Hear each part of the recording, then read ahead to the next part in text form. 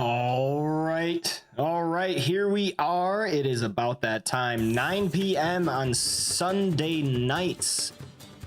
Finally playing after 2 weeks of suspense, waiting to see what happens after defeating, what was it? It was the Warden, right? I don't remember. That was a while ago. That big Null guy. But yeah, so we have the Tavern League presentation of the Scales of War campaign set in 4th edition Dungeons and Dragons. We're running through the this is the 4th adventure, I believe, the Lost Mines of Karak, where they are looking for a lost dwarven mine of immeasurable wealth within the desert sands. And so go ahead and grab your drinks, whatever you're drinking, shots or beer, your favorite brew. Line up around the bar, grab your seat. The Tavern League is on their way.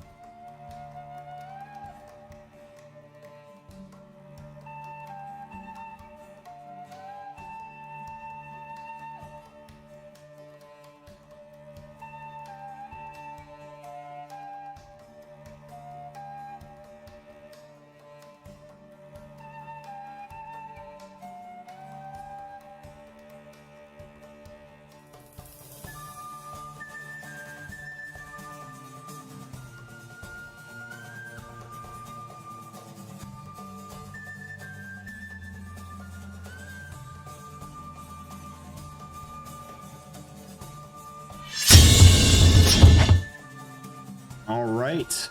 Hello. Hello. Yeah. Everybody's here. Oh, I gotta send out one more thing. Are we missing Kyril? Yeah. Oh. Or, XPYM, yes. Hey, what's up, Nat Lugubrious? How you doing? Hey.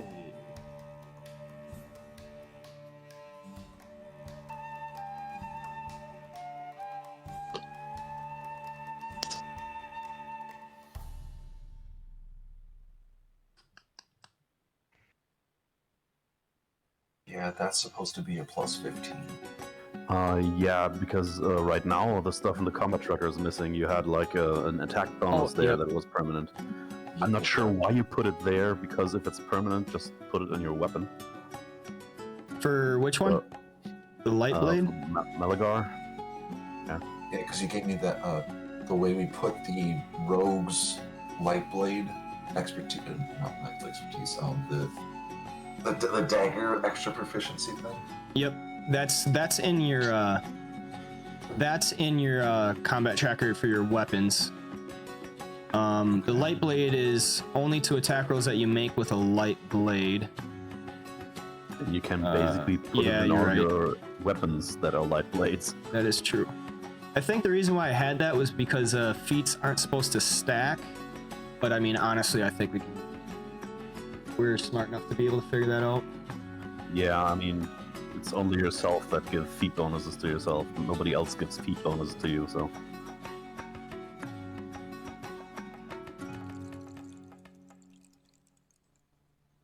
Yeah, like light blade expertise you have as a feat. Yeah. In the combat tracker, it's important that things like item bonuses or power bonuses are there, because if somebody else puts that on you, then it doesn't stack. But for feat bonuses, you're the only one giving yourself feat bonuses. So, it doesn't need to be in the combat tracker. Can fill up the combat tracker, cluster up the combat tracker a little faster if you put it there. But yeah, I don't really care.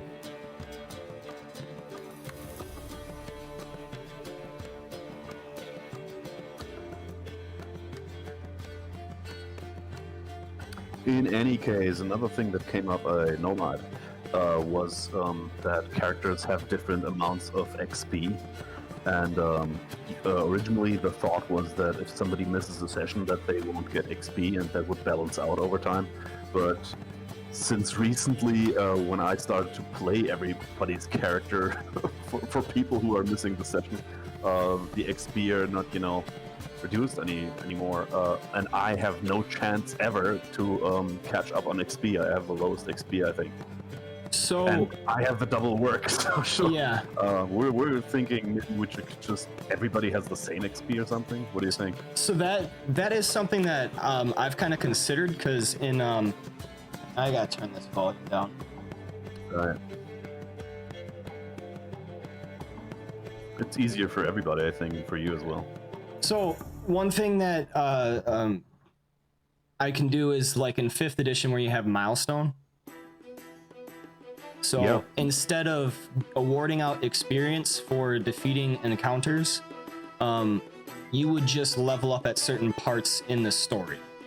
That totally makes sense for me. So that's definitely something that I've considered, which would definitely kind of help that disparagement between characters and their experience levels, experience points. Less prep work as well. Yeah. So the only kind of downfall to that is, I guess combat maybe isn't as rewarding, because it's not like the fighting and defeating of foes that gets you experience points, that lets you level up. It may seem random, but what I can do is literally level up only happens when you get certain conditions. So therefore, whenever you meet those conditions, you reach the milestone, which is basically just to say, like, if we're progressing the story, you level up. Which makes a lot of sense. Otherwise, you will basically make us into murder hobos who just, go hunt orcs for levels. Yeah. Experience. And that's not the That's not the idea of the game, right? Yeah. So that's definitely something I've kind of considered. And I think that's a really easy fix. Oh, might just do that. Okay, so I got that. Malagar, you should be good. Vigor, need your stuff on there. My damage from iron armbands is somehow missing even when I try to proc it. Because I'm getting I clicked the button. Because I'm getting 5 from Is it Dex. on? Oh, it's on target. That's why. There we go. Alright. Got it.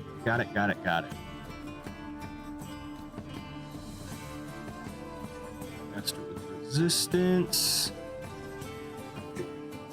Is there a way we can make that not a button to click, but instead just proc when I'm doing a melee attack? Or is it... You can add that into your melee attacks. The trouble is that some of your attacks are either ranged or melee. They can be both. What I usually do is just make 2 powers and call one the ranged and one the melee and just add it into the melee one. Yeah, I'm perfectly fine with you guys modifying your character sheets however you see fit. Like if you want to do it like Lila's saying, just kind of let me know that you're doing stuff on your character sheet. Okay, Comet leader. There we go.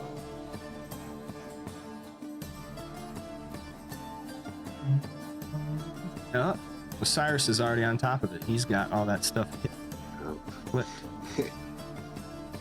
Yeah, there we go. So he's got that.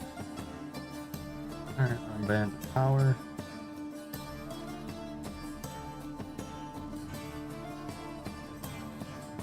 Okay.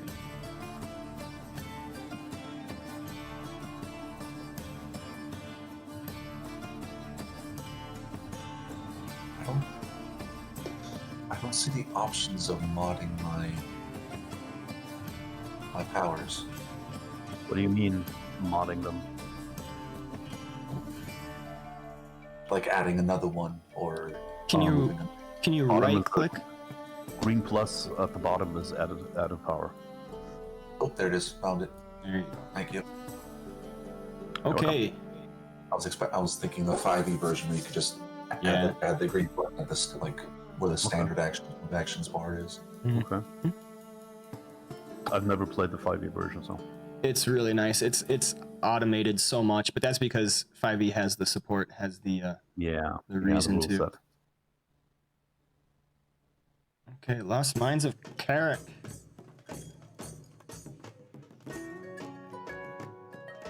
I am going to apologize. I'm a little tired. I have been up all day.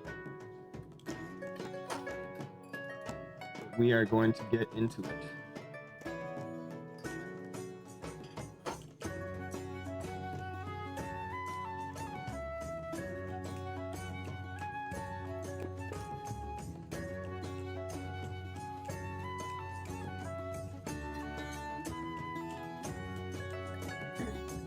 Okay, so here we are. We have a few adventurers once more going through the 4th edition campaign Scales of War. Unfortunately, one had to drop out. XPYM had joined for one session.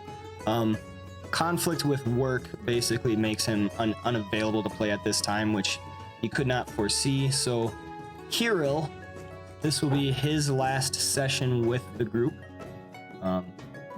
I'll be playing him, giving him a nice exit.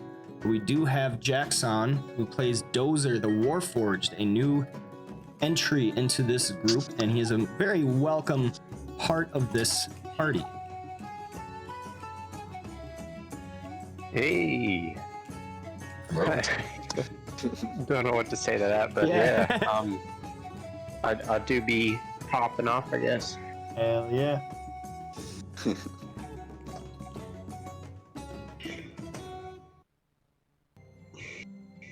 You like jazz?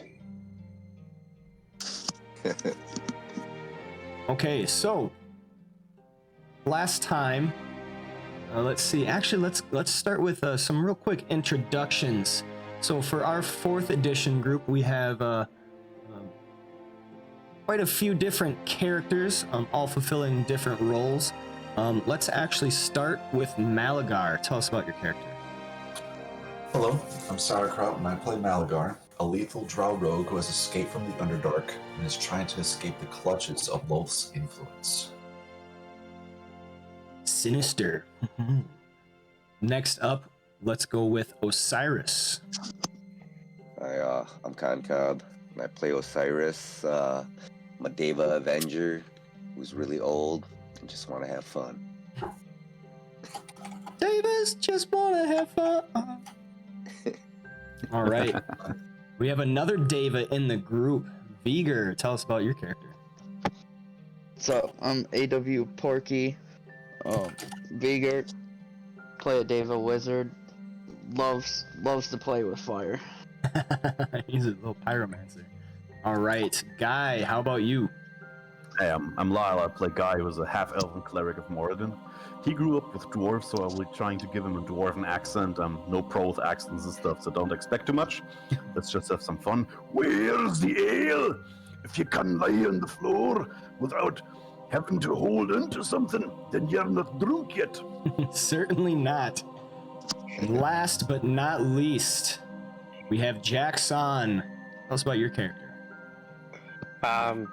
Dozer's just a warforged fighter who's just trying to experience life and all of its pleasures, I guess you could say.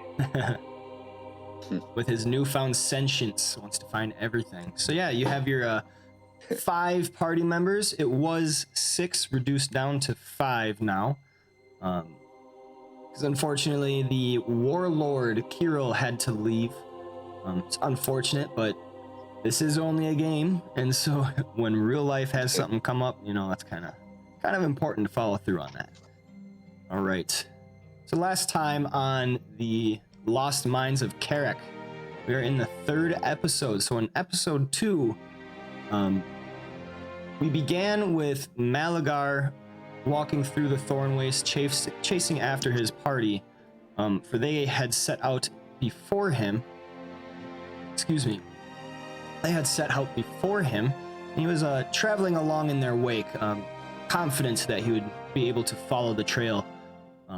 But in the Thorn Waste, they came upon an area where there was a heap of metal on the ground, which seemed kind of curious. And as they got closer, they saw that it was sat next to a big crevice. And looking around, their senses kind of picked up, noticed that there was something in the brambles kind of waiting there. And as they got closer, the heap of metal rose up from the ground, showing itself to be a sort of machine. But before any greetings could happen, and this wonder was frightening enough in and of itself, a bunch of dwarves came out from the brambles and the rocks, the jagged, hard rocks. So a fight broke out. They handled the dwarves pretty well, but not before they found out that it was a rival band, a rival dwarf clan of Clan Ironfell, which Bram Ironfell had actually commissioned them to go out and seek the lost mines of Karak, the Karak Lode. This rival clan seems to have tried cutting them off and learning of try to kill them and take their stuff, trying to find out where the mine was, but they were able to push them off. And so Malagar and his newfound company of friends quickly set forth, rushing to find his friends, hoping to avoid the worst, to find them, or else maybe the dwarven clan had gotten to them as well. Rushing through, they made their way to an outskirt town, the town of Dunesend. Battle had already begun with Guy, Viger, and Osiris finding the villagers beset by a monstrous demonic gnoll, a hyena-like creature, a humanoid with fur and the head of a hyena. And this big monstrous serpentine creature, this lizard-like serpent behind it with very long body and just tons and tons of legs, monstrous and blue, shooting out lightning right away the Null challenged them, and they went forth right away, not backing down. In a few moments, Malagar and company came to their aid, and after that, they handily took off the Null's head, Osiris bashing it off with one big sweep of his maul. And so now we sit at present moment with the dead bodies laying on the ground of the Nulls and some of the satyrs, the goatmen, and the Behir Thunderlance is dead on the ground. So this is moments after the final killing blow. You guys have the floor.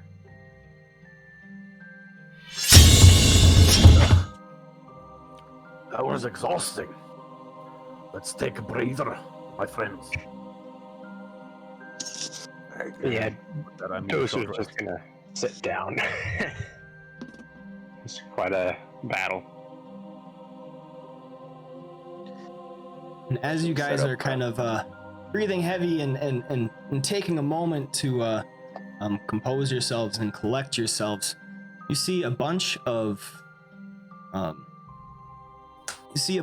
dirty faces poking out from safety and shelter, and some of the villagers are kind of walking back warily, all looking at you guys and looking at the dead bodies on the ground with near expressionless faces, but their eyes are wide.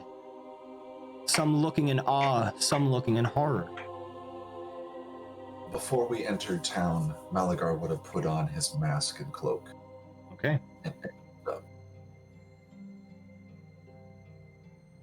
Dozer's not even gonna notice this. It's just gonna be too busy on just realizing that he just killed a very powerful monster.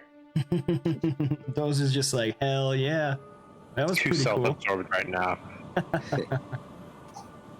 All right, so everybody that's spending a healing surge is getting some extra healing from Guy's battle stand. Oh yeah. Love that free heal.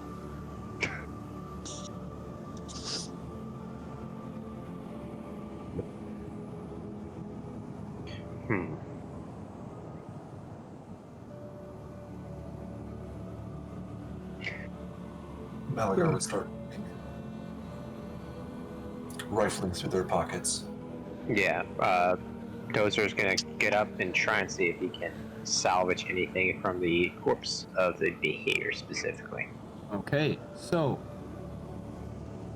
specifically the Behir is not really carrying any equipment, but if you wish, you can make me a nature check.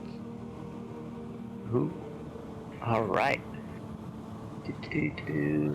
Skills. Nature. Dude. Bam.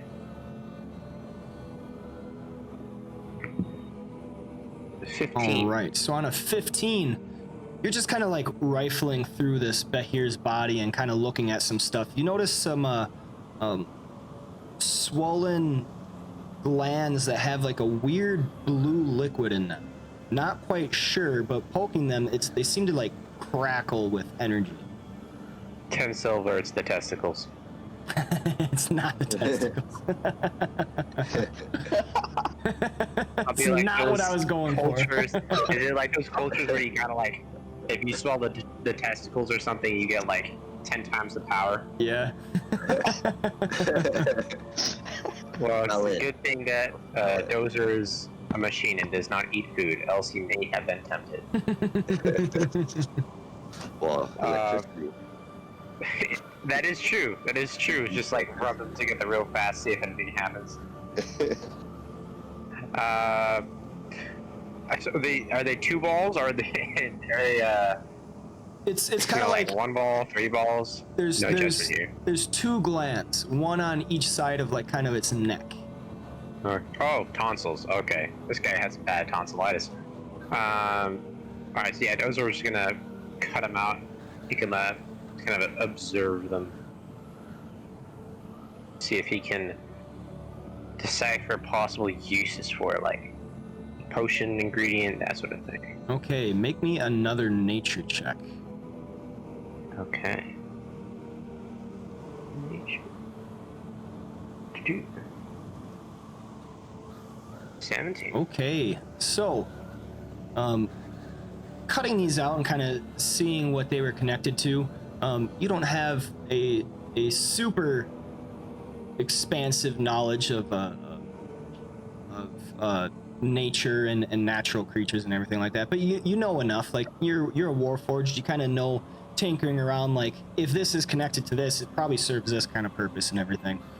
You reckon that these glands are probably a big part of what allows this creature to cast its lightning attacks. So whatever function these glands serve, it's got to be something to do with that, with those lightning attacks. Huh. Why? Gentlemen, don't eat that! I'm tempted very much. For science, and those are gonna try and eat one. For science. No, he's not. Change it. Belay that order. No, those are, I guess, are they like slimy, or are they just very dry? Are they almost like marbles? They're definitely slimy, but there's something inside, okay. like it's almost like there's like marbles inside, or like ground gravel inside. Oh, okay. So like slimy hacky sacks. Yeah. Exactly. All right, Dozer's going to like try and take some Behir skin and like wrap it around them, and then put him, after showing everybody these slimy hacky sacks and trying to gather their wisdom on it. He's gonna cover it with the leather and then probably put it back into his backpack, I guess you'd say. Okay. So can do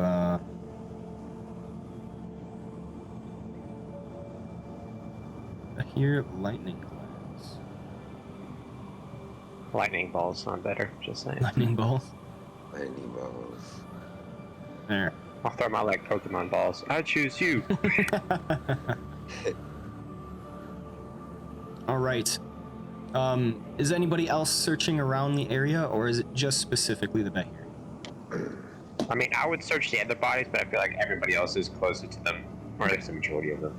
Malagar's looting the gnolls. Okay. I'm gonna go talk to some people. So, first, so as you guys are kind of doing all this, the townspeople would have kind of creeped up, and they're kind of forming a semicircle around you guys, non-threatening, but definitely kind of closing you guys in, just because they're like trying to comprehend what was happening. Malagar, first, you find broken up between all of these creatures, but mostly the Gnoll himself right here, the one that was threatening the villagers and everything. A total of 600 gold pieces. Oh. I will add that in. We got the money. Money.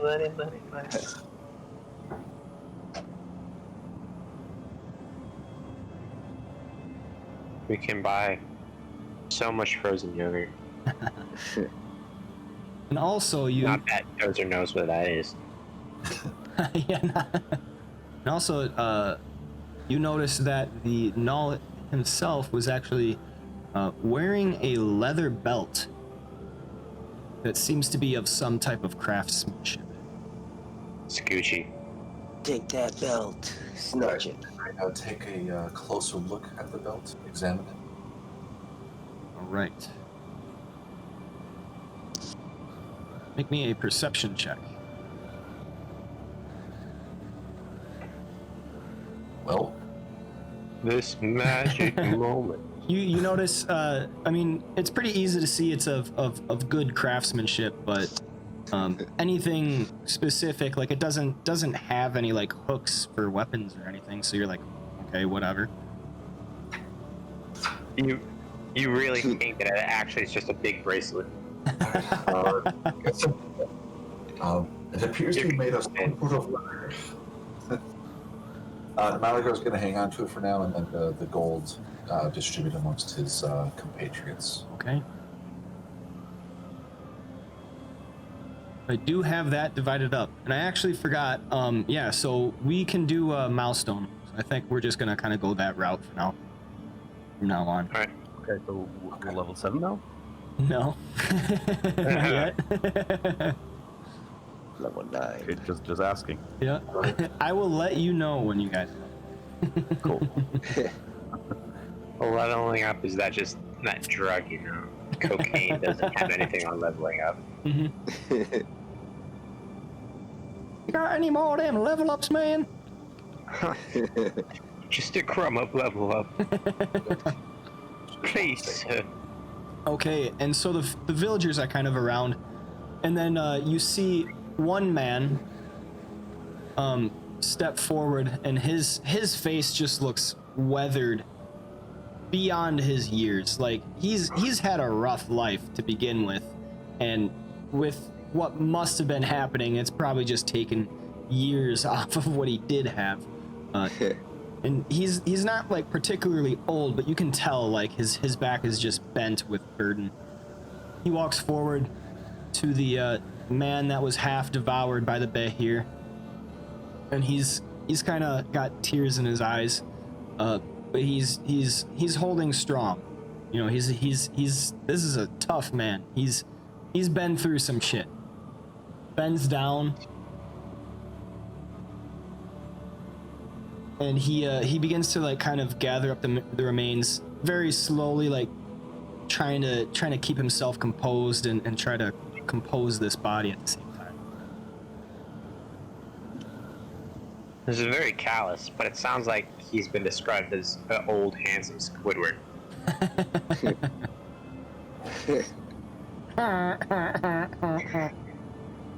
Oh, that was good. That was good. So yeah. So, what? How did the villager die anyway? Because I thought we stopped him from being eaten, but apparently he was kind of half devoured. So you guys came in right when the Null delivered a final blow, and then the behir went up and started like eating his body as you guys were approaching.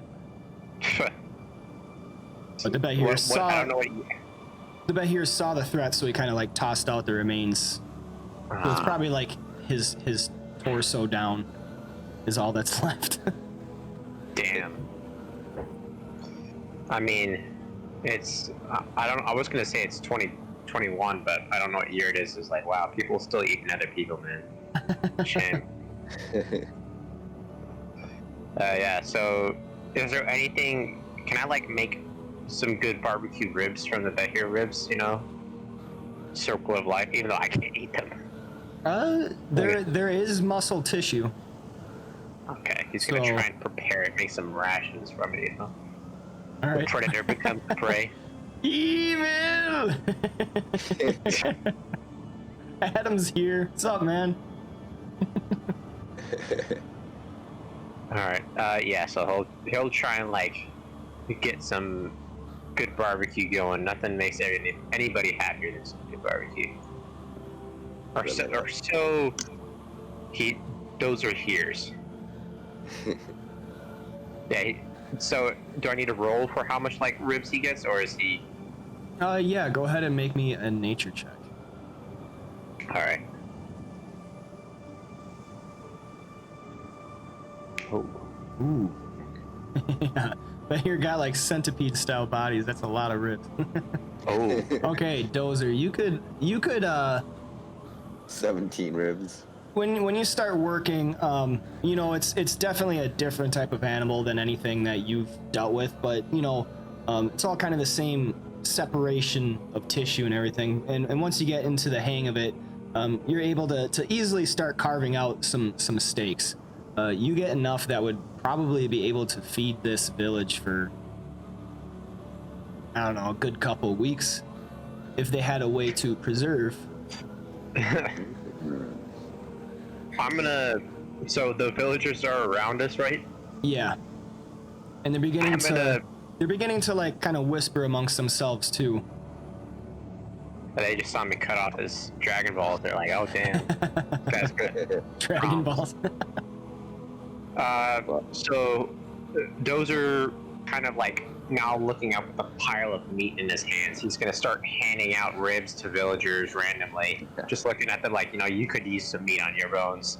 Just handing them a dragon rib. Okay, so the first villager that you attempt to hand it to doesn't extend a hand out, but instead kind of looks to the man in the center, and he stands up at this, and now you kind of see the strength that he has. He's got kind of like that old man strength, you know what I mean? Like it's deceptive, but yeah. And then he speaks up in a lower, brusque voice. You want to be careful with that. Dozer's gonna like look at the meat, and then like he's like, it's dead. Because he does not have any clue what he means. And then he slowly walks over, and he kind of lowers the person that you're going to hand the meat to. He kind of lowers that person's hands, and then looks at you, but he's addressing the whole party at this, and says, might be best to simply get rid of the body. The Queen's wrath will surely follow this. I suppose eating it would be getting rid of it. There's no possible way we could eat all this. Dozer's gonna gesture to like the very skinny people around us, be like, just sort of like they can probably eat it. We could build a fire and then eat some and burn the rest. Everybody's helped. Barbecue. You may have a point. It's been a while since we've had full bellies with that brute around. A proper feast might do you a lot well. Lighten the spirits. He kind of puts his hand up to his head, and he's just looking not irritated, but just kind of like tired of the conversation. Yeah, he's just like, probably the last feast we'll ever have. And why is that? Well, you've certainly taken care of the warden. It is his queen that he answers to. She will not be happy when she hears about this. Dozer's gonna try to hand him some meat and say, fuck the queen. Just blame it on us. Have we heard about this queen before? Because you mentioned a king on the way in. You have not heard of this queen before. Dozer, when you say fuck the queen, everybody kind of and then takes like a step back, and they all look like, what did he just say? I mean, I did just cut out some Dragon Balls. That is true. I was about to say testosterone flowing strong in me, but I haven't done anything with them. Their mere aura makes me bolder.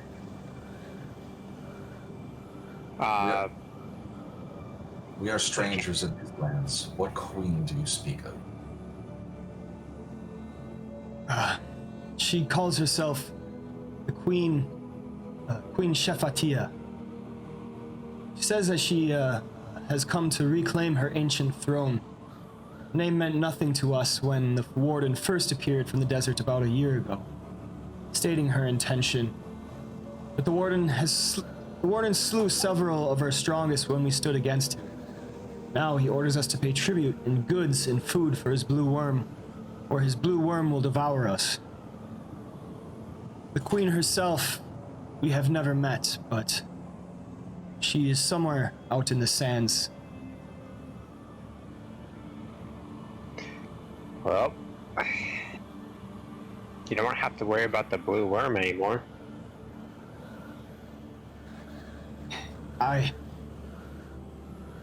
I fear what else is in store.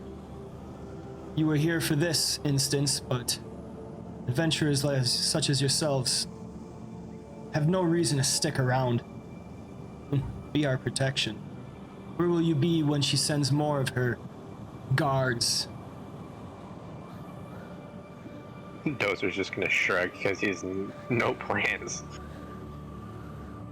Maybe we should pay her a visit. Maybe we should. When you say that, Osiris, whispers kind of spread among the villagers, and you almost feel like a little bit of excitement. But right away, the man puts a hand up and he kind of hushes everybody. You wish to go out into the sands yourselves and take care of this queen? Well, going out into the sands was the plan to begin with. Exactly. We are already on a mission. Starting a revolution in an unfamiliar land does not seem very wise.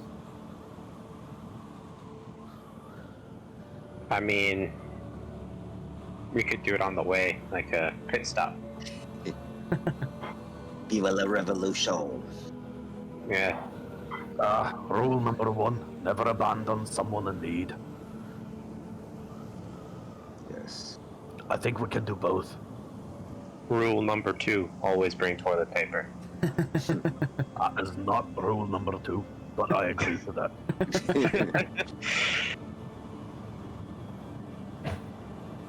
Dozer's gonna ask if he can see the rule book. He's very interested. I can tell you the rules if you want. Yes. Rule number 2 is don't split the party. Dozer nods to the sage advice. Rule number 3 is winning an argument sometimes results in losing a friend. Dozer kind of nods. He hasn't had much experience with that. If a robot could do like a kind of voice, he would face. There's new data being input. Yeah. Did you say jab? Enough of the rules for today. You have to learn them bit by bit. I don't want to just slam them all down now. Dozer agrees, yes. Yes, very good. Lyle, go ahead and take a point of inspiration for a very specific delving into your character personality. Okay, sounds good. Where do I note that down? I got that on your character sheet. So on powers on the very top right under the tokens, kind of where it says main weapon, main implement, there is an inspiration slot. That is an extension that I have. What is inspiration used for in 4E? So that is homebrew. Inspiration is not in 4E, but basically it's the same thing. So if you can roll twice and use the higher result. Okay. Okay, so I clicked it, but it seemed like it already used that. So could you remove the advantage from me? Gotcha. Well, good to know that I have that now, huh? Just for asking, can I use this on somebody else and let them have 2 rolls and use it better? Yes, you could if you wished. Cool. Good to know. Like when Beaker died. For example, these kinds of For situations. example. Yeah, we got so lucky. Yeah, that was clutch. Lyle, I understand your desire to do good, but we don't even know if we're headed in the same direction. Let's ask the man where. Can't hurt to find out. We have to wait for the feast anyway if we want to fill our stomachs, and we need a break as well. By the way, GM, could you give us a short rest? Oh yeah. Right. Hey, got a new follower. My stuff's finally working. There we go. And you guys get a milestone as well. Oh. Every time there's a new power, we get a milestone. Heck yeah, dude. Do we level up? Just No. kidding. So, very important distinction. Milestone in 4E means that you get another action point. Does not mean that you level up. What is another action? What do we do with action points? Action points grant you another action. So, like, Ah. if you make an attack, that takes your standard action. If you want to make another standard action, like if you want to make another attack, you can spend an action point to do that. Very useful in clutch situations, but you only can use one per encounter, and you only get one every other encounter, so they're kind of rare and far in between. Yeah. But now we just got one. Awesome. You don't have Hey. to use it for a standard action. It can be for a minor or a movement as well. Yep. Any type of action.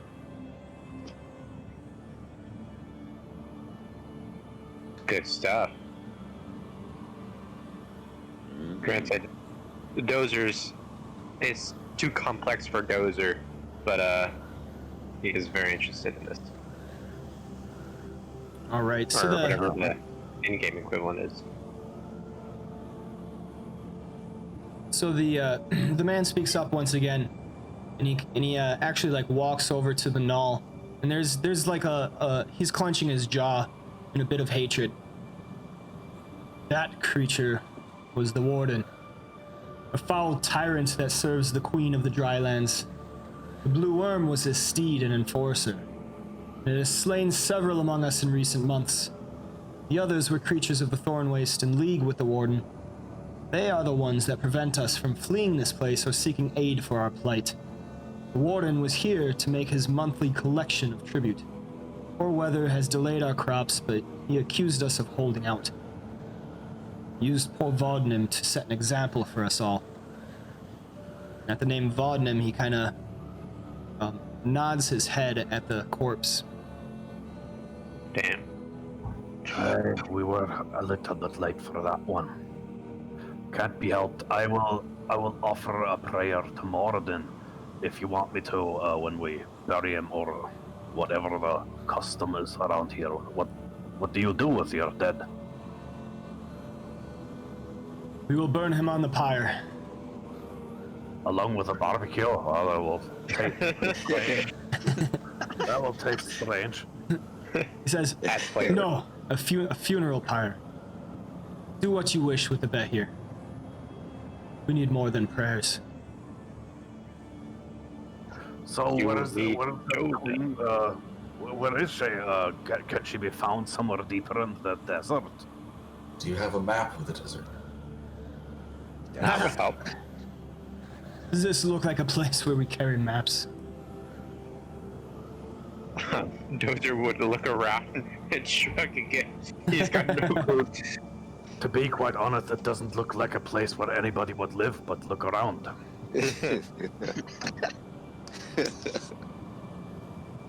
Or is there anyone with knowledge of the desert that can draw us a dirt map?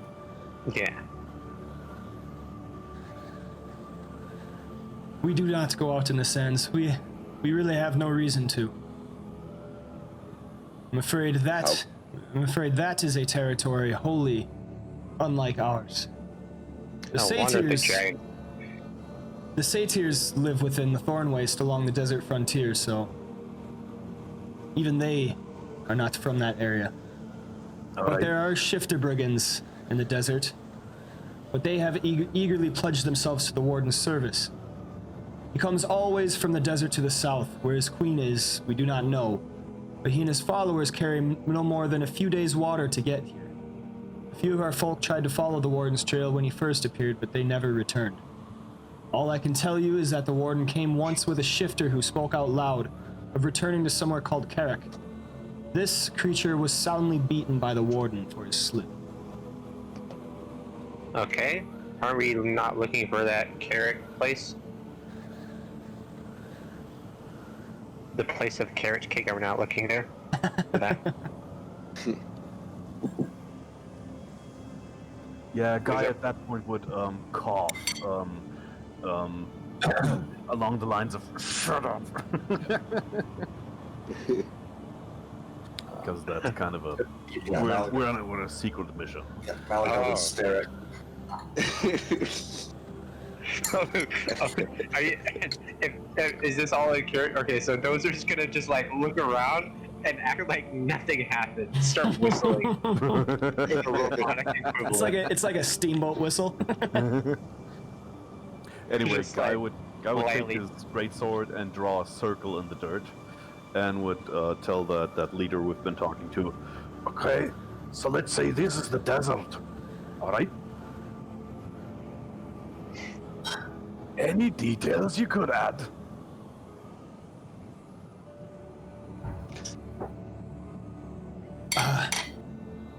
I mean, the desert is expansive. This serpent wall runs for miles and miles in each direction. We have no reason to go out in the desert, and since those that chased after never returned, for fear of losing more of our numbers and our family, we have not gone out either. I cannot help you in this. Out of character? No wonder the dragon had huge balls. He took all the villagers. So they just didn't know nothing about the desert. They know pretty much nothing. No. Alright. These guys are more introverted than everybody in this pandemic, but They're scared, and I can totally understand them. Anyway, I suppose we stay for a little bit of Bahir meat, and then I suppose we'll be on our way, if everybody's fine with that. oh. Yeah, we can smoke it for the way and get some extra rations. Yeah, that's fair. And if anybody of the villagers want, those will easily pass out his first attempt of barbecue. All right, the man says, if you truly intend to go out and take care of this queen, it sounds like you are headed in the same direction. Is that correct? Happen, as we don't know where that queen of yours is. We have no way to know. And wandering the If sands. we happen to meet her, we will make her answer for what she's done here. Wandering the sands isn't a smart idea either. But that one just said that being. And then he kind of looks at the Warforged like, you know what? Like, that's a talking machine. What the hell? Shakes his head real quick, says, that one said something about Karak, that you guys were searching for the same? I didn't say anything. I have no idea what you're talking about. And then Dozer will walk off and try and hide behind a tree. Do you happen to know anything about this Karak and where he lives? I do not, but I distinctly remember the shifter saying the name. Or it was quite an impression on us all seeing him get beaten savagely. He has never returned. Don't even know if he's alive. But if your goal is in alignment with this, then we would happily provision you for the trek if you need it.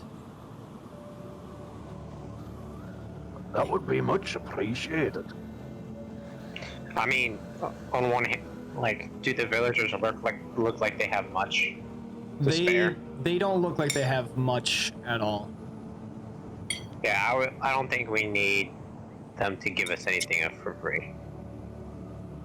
I mean, it's not really for free. We basically just saved a couple of their lives and provided them with a meal for 2 weeks. If they give us some water in exchange, I'm totally fine with that. Give me water. Do they have like a well or something in the town? Yep, right in the middle. A water there. source, or do they have to like import everything? No, they have a well right here. Right there.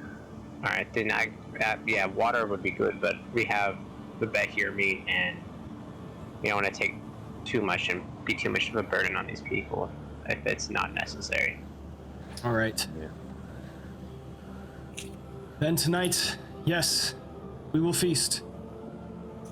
We will wish you speedy on your way. All right. And then he kind of gets villagers ready, and like it's not like a huge celebration. There's still kind of some mistrusting and sideways looks cast your way. The villagers aren't wholly like convinced that you guys are going to even survive in the desert, but nonetheless they start gathering stuff for a funeral pyre, as well as a stack of logs to cook some behir meat and everything. And they're getting their stuff together. It's kind of hushed. It's more it's quieter than like what you would expect from like a feast and everything. But nonetheless, some of the villagers are like coming by to thank you and kind of shake your hands. It's all more underwhelming though.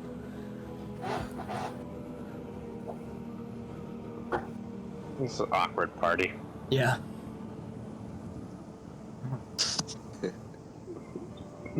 Those are now with like, he's gonna help, I guess, cooking the meat, but there's not much else he can do. He's not exactly got the facilities to enjoy a party. All right. So as things kind of go on, you're able to walk about the village and see the different things that it has to offer. There are many irrigated fields, but there's also the Serpent Wall, which is on the southern part. I'll actually pull that map up for you guys, hopefully find it.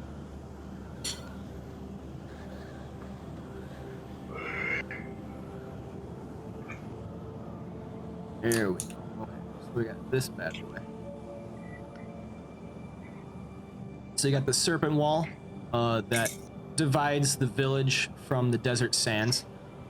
There is the public well, which is the map that you guys are kind of on. There is a smithy, a caravansery, a bakery. There's the Dwarf Tower. So the Dwarf Tower is that number 6, where it's definitely the best structured building. Obviously, probably lasting centuries. The only remnant of what this whole depot was from before, because you guys were told in the map that this used to be a supply depot for the Karak load.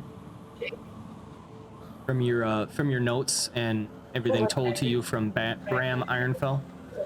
And then there's all the villagers' huts. Then there was the chair moving, like I could hear everything. Sensitivity. Hey, Nicole. Okay, so you got all that going on. Let's see. Is there anywhere in the village you guys would want to go? How high is the Dwarf Tower? Dwarf Tower. Built of great blocks of granite imported from nearby mountains, probably.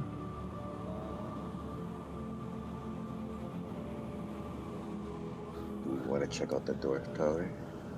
I would like to get maybe on top of it to have a view into the desert as far as we can see, just Yeah, to have a look around. That was exactly my thinking as well. Malagard wanted to climb it. So it doesn't have a description of how tall it is, but I would imagine it's a... I don't know, how tall would a tower likely be? Maybe like 20 feet up? Just a couple of stories. No Yeah. clue. I mean, dwarves are a little shorter than people. Maybe just like Yeah. maybe I mean, that tower is just like 5 feet up. And there's no the reason main for it to tower is be just like super tall. into the basement. Yeah.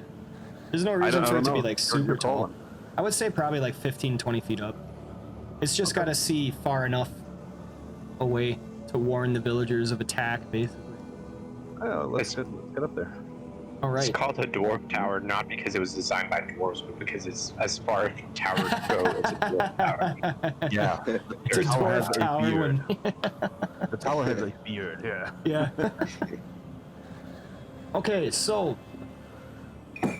it serves as Dunsen's defensive redoubt as well as a shrine to Melora, the village's matron deity.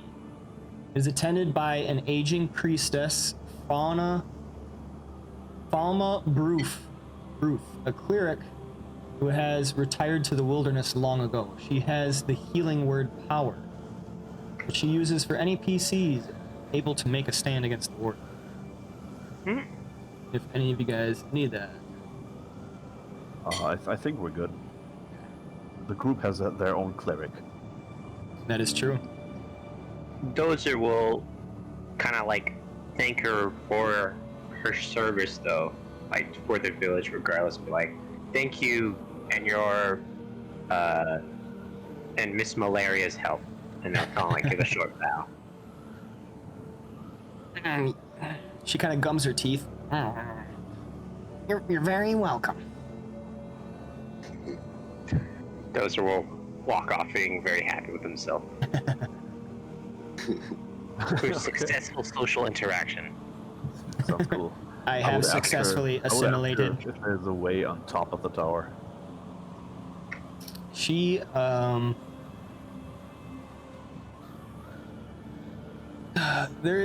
she says no. No, there unless you want to do some crazy theatrics that I know you youngins like to do to get on top. There's no stairs up there.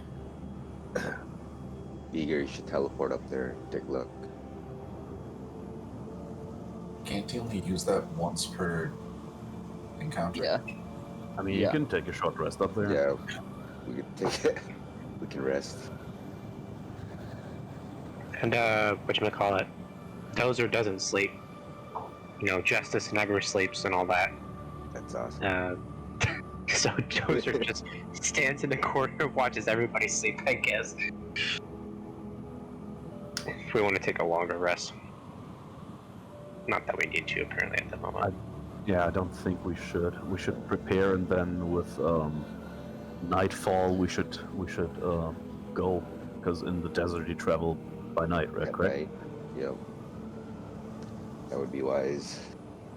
Daytime's a killer. Yeah, and then basically you shelter up and sleep during daytime. Yep. Let's go mess up our sleep schedules. Oh, yeah.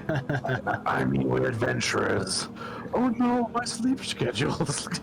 Now, I would like to take a closer look at the tower and see if there's a way to climb up. All right. Malagar, please make me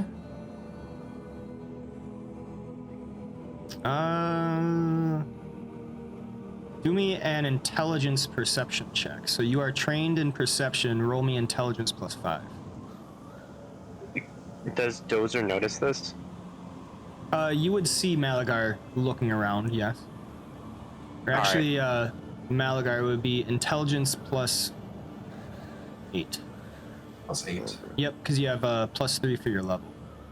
If Dozer notices him trying to climb the tower, he's going to like wait below and make sure he doesn't fall. Okay, Malagar, you do not see any easy way up. The only way you reckon is probably like climbing out of a window and just climbing, but there's no like stairway or overhang or anything like that. Or like a series of windows that you can leap from.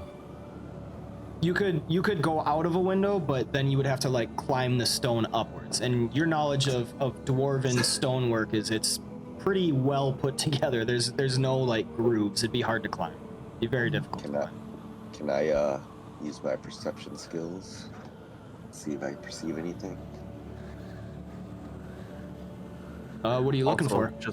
Just for looking on the map. On the map, the roof of the tower looks like a pointed roof, but seeming to have like windows in all cardinal directions and stuff. If you get out of that window, you could basically be on the roof and have a little easier time getting to the top.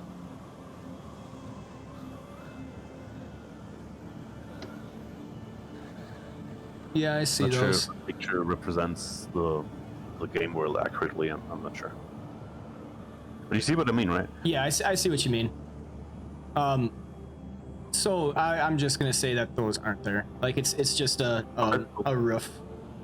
Yeah. So like you see out the windows on the top story, and then it's a sheer wall up to the roof. Can I see if there's a way up for like anyone? Like say if there's like a way for Malagar to get up, or You know, like any doors or windows or anything? All right, go ahead and make me an intelligence perception check.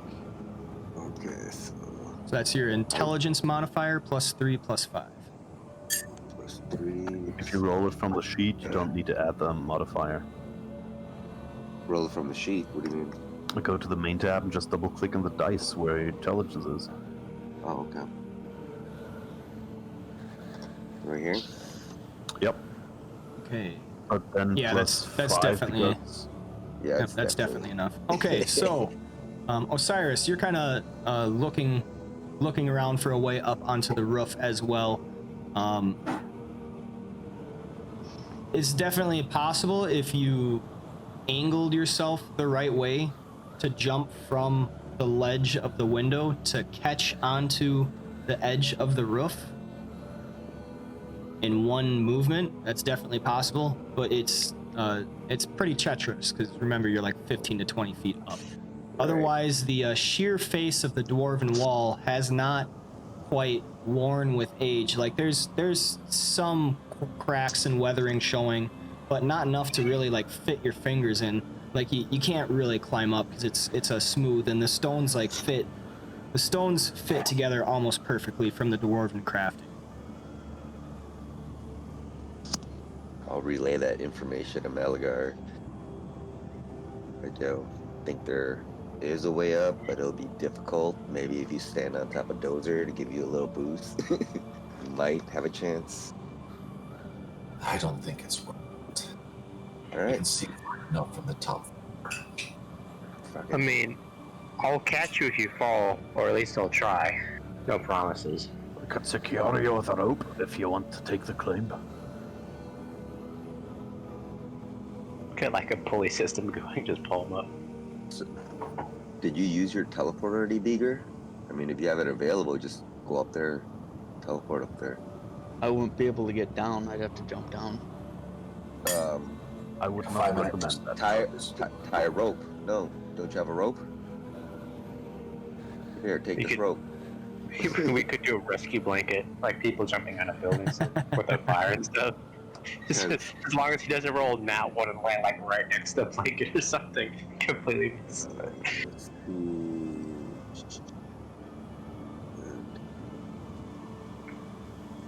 What do you guys want to do then?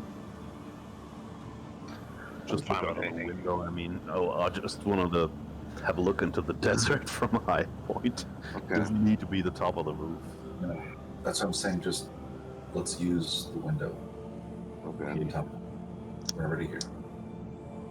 I'm okay with that.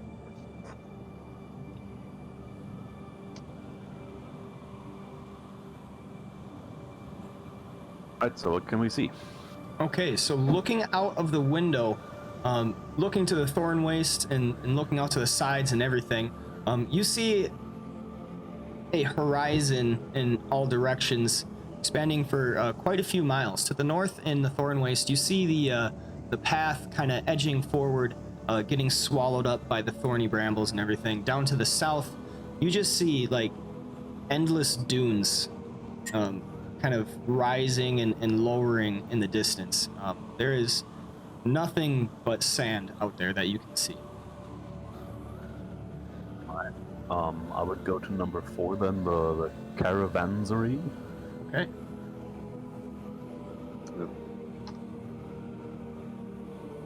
That's smithery. Ask them for any pointers they could give us to take shelter during the day, so we can travel at night and have orientation by looking at the stars, so we don't lose our way in the desert. Okay, so you go to the Caravansery and you see a man kind of walking around. It's not disheveled, but he's like kind of like almost organizing, you get the sense he's probably just trying to stay busy, trying to keep his mind occupied, more than he's actually like doing any work that really needs to happen.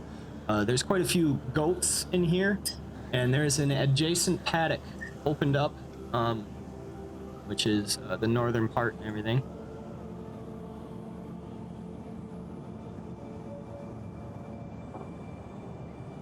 There is some dwarven work here as well, dwarven stone that is also standing up through the ages. Okay.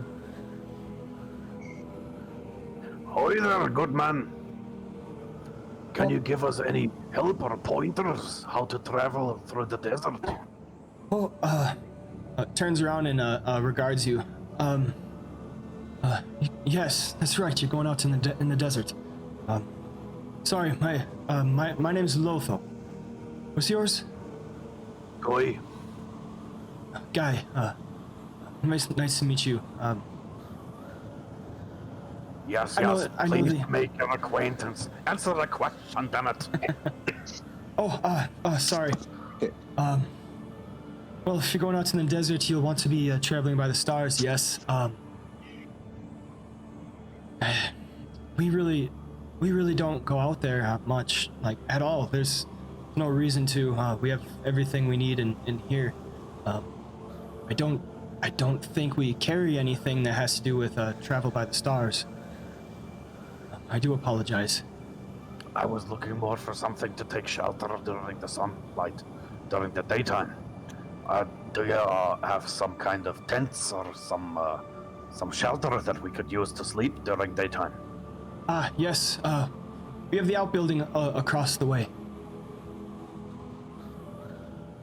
which is this building right here. The one to the east of 4.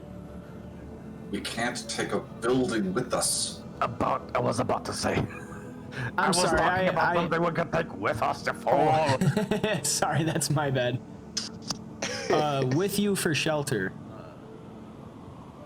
Yeah, he says, we have quite a few fabrics.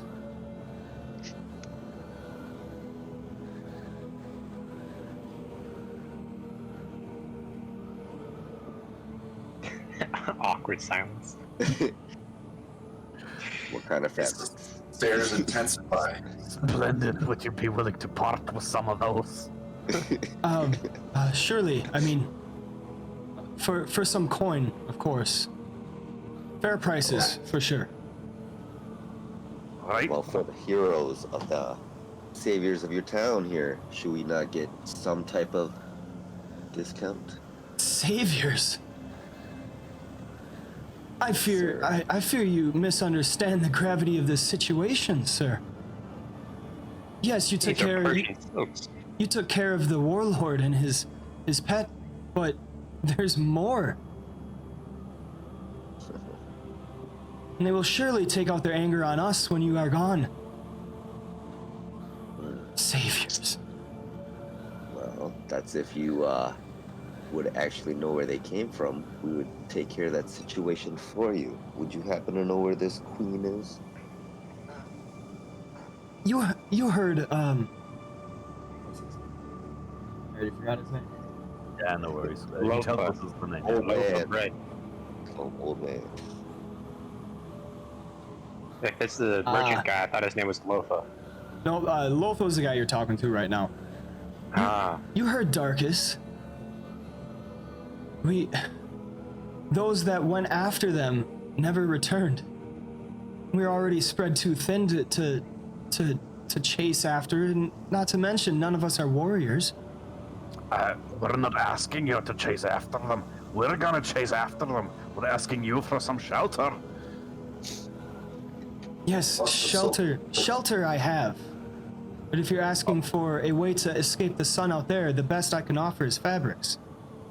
But this one's asking for me to offer it to you for free. Not free. At but a a discount. discount, whatever. So how many can you spare and what is your price? Let me look that up. So for reference, the usual tent is 10 gold pieces. I don't know if he's selling his tent or just like plain pieces of fabric that you That's trade just for yourself. plain piece of fabric. It's probably gonna be, I don't know, Cheaper. a couple of gold pieces. If he says 20, I'm not gonna buy it. So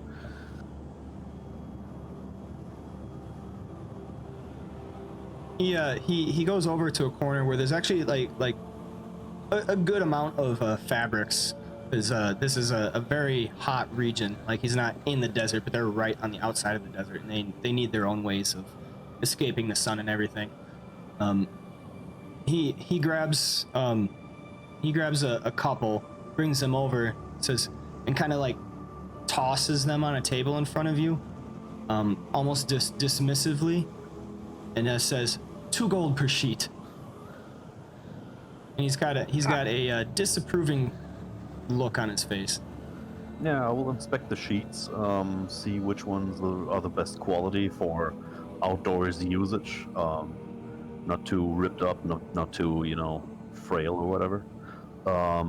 And I would also look at the size, how many we need for 6 people, because I totally don't know that our warlord is gonna, leave the group. So I suppose like 3 sheets. So we each sheet would shelter 2 of us, kind of a deal. I think. One sheet Does that make sense? would be like a 6 by 6 foot. Okay. So would Yeah, we be that's like fair. That's fair. using these sheets as like tents themselves, like sort of just when we sleep we cover ourselves, or is this going to be like a sort of shawl? Like, what are we going to be using these sheets for exactly? Yeah, we're gonna mount them up on sticks, basically, and basically just sleep in the shadow. Okay. And you Up to the guys tent. do have horses. Do we? Okay. Oh. Yeah. So yeah, because Guy, Osiris, and Vigor, you took the horses and you left the one Yep. that Malagar would have had. So Dozer does not have a horse, but the rest of you guys do. Interestingly enough, I don't think horses are gonna do in the desert. So we Okay. could just trade in the horses for the sheets. Horses are much, much more valuable, so that's totally the best deal of their life. They also drink a ton of water. That is also true. They have a well in town. Yeah, No, so much- if we take the horses along, they would use up our water, is what he's saying. Oh yeah, no. I don't know if we should trade them in for the sheets per se of fabric, but we should definitely trade them in the town. All right. I will buy 3 sheets, Okay. which would be 6 gold. I'll just give them 10.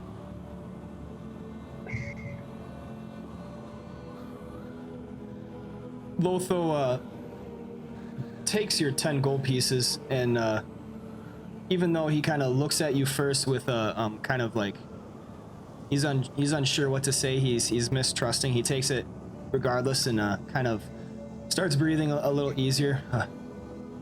Thank you, sir. Rule number 4: fall down 8 times, stand up 9. What? Very wise words. Those are gotten none of that. All right, so much for the sheets. What do we reckon?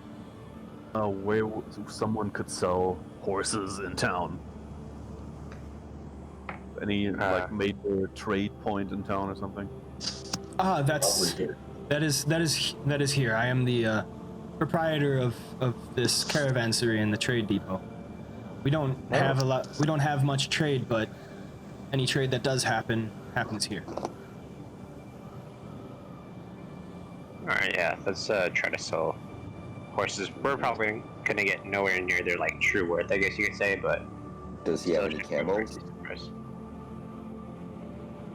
Do you have any camels for sale? Oh, thank you, Drake. Takes. Cheers, 250 bits. Thanks, man. Okay, camels. You actually do not see any camels, and he shakes his head. The bet here ate our last camel last time that he was here. Oh, that bastard. Alright. How much will you give us for these horses? His eyes open wide. You wish to sell us your horses? We can't take him into the desert with us, can we? You have a point. Let's see. Well, A we just use horse. them to get as far as we can with them. I mean, it'd probably be best just to sell because it's not like the only thing they'd be useful for is pack mules, pretty much. Because it's a party of 6, and we only have 3 horses, right? 4. Party. 4 horses. Yeah, you have 4. Okay, so there would still be 1 or 2 people on the ground, and so our speed would be limited. So they'd miss that advantage. Plus, Mike mentioned earlier, they drink a lot of water and resources. So if he can't pay, I would offer him some more gold to just take care of the horses until we come back. I can't find how much a horse is worth. 75 gold.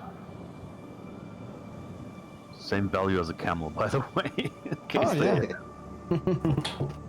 All right.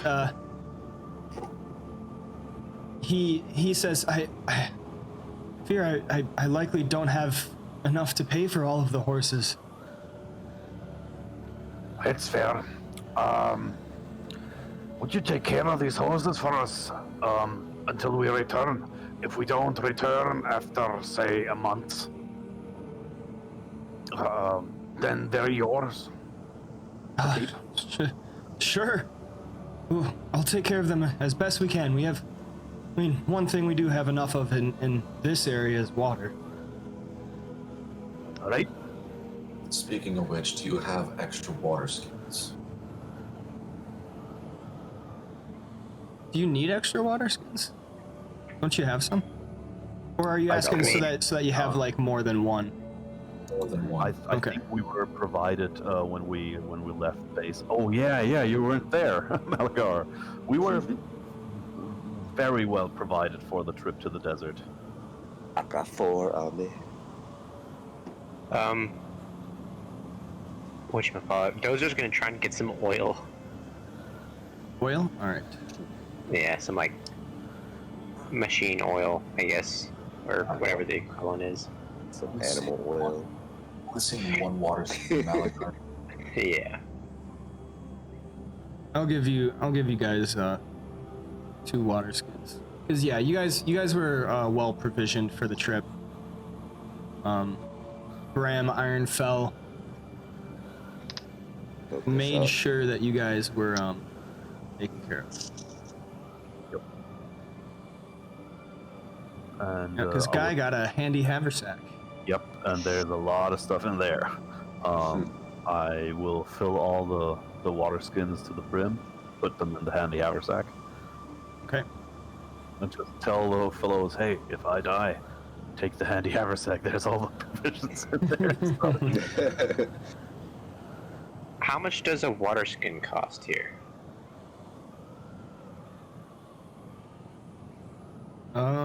Water skin.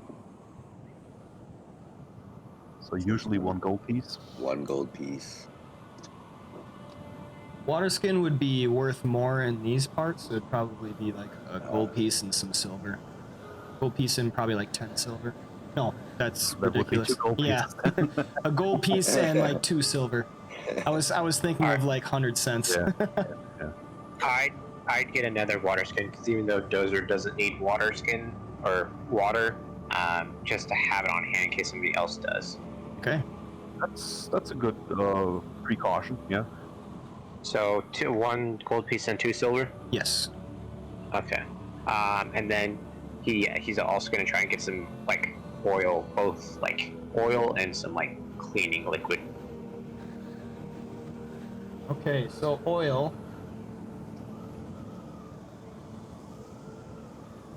1 pint. The man looks around, ruffles through some stuff. Yes, I do actually have some oil. And then he brings out a pint worth. 1 silver piece of this. Well, I'm gonna try and like look at it and inspect it and see like what type of oil is it and the quality of it. Like, is it crude oil? Is it vegetable oil? Is it, It's like crude oil. Okay. Would it work for like cleaning out my hinges and stuff like that? You can get it. Make me another nature check. Okay.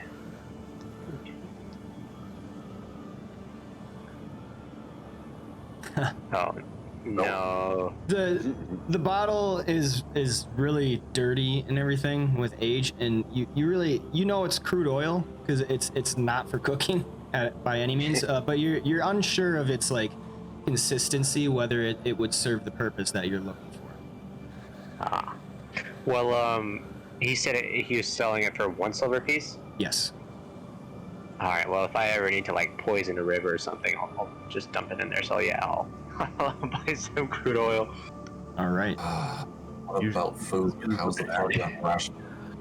Usually it's used in lamps, so it is actually also flammable in case that comes up. Yeah, honestly, I can also just chuck it at somebody if I need it. Just like, well, ha. So yeah, I'll buy the oil. And did he bring up something for cleaning, like liquid, or is just he brought up oil? He just brought out oil. They use Okay. as cleaning liquid as water, I think. I was thinking of like a alcohol, rubbing alcohol of sorts. How are we on trail rations? Well provided for. I mean, I didn't write down the numbers. The GM said we are well provided for, so I take it as that. Oil. Check Zach. We'll just say that like everything you need strictly for like traveling, as it has to do with like food and everything like that, you are well provisioned all the way to Dunesend and a little bit thereafter, whatever could actually fit. So you think you have enough now because you've used stuff getting to here. You still have enough to last probably a fortnight in the desert, but any more than that, you don't have enough. I've got 10 things of rations on me that I don't need, so I'm just carrying it in case other people need it. Totally fair.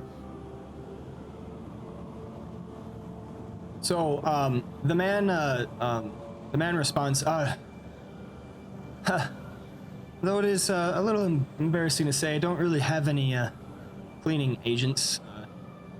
We ourselves don't really get much chance to clean ourselves out here. And he looks a little nervous at this. Well, it's a good thing Dozer is not planning on eating anymore.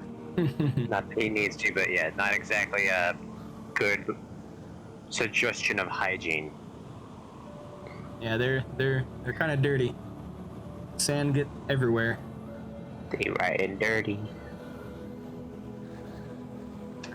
But yeah, I can't think of anything else particularly that Dozer might want.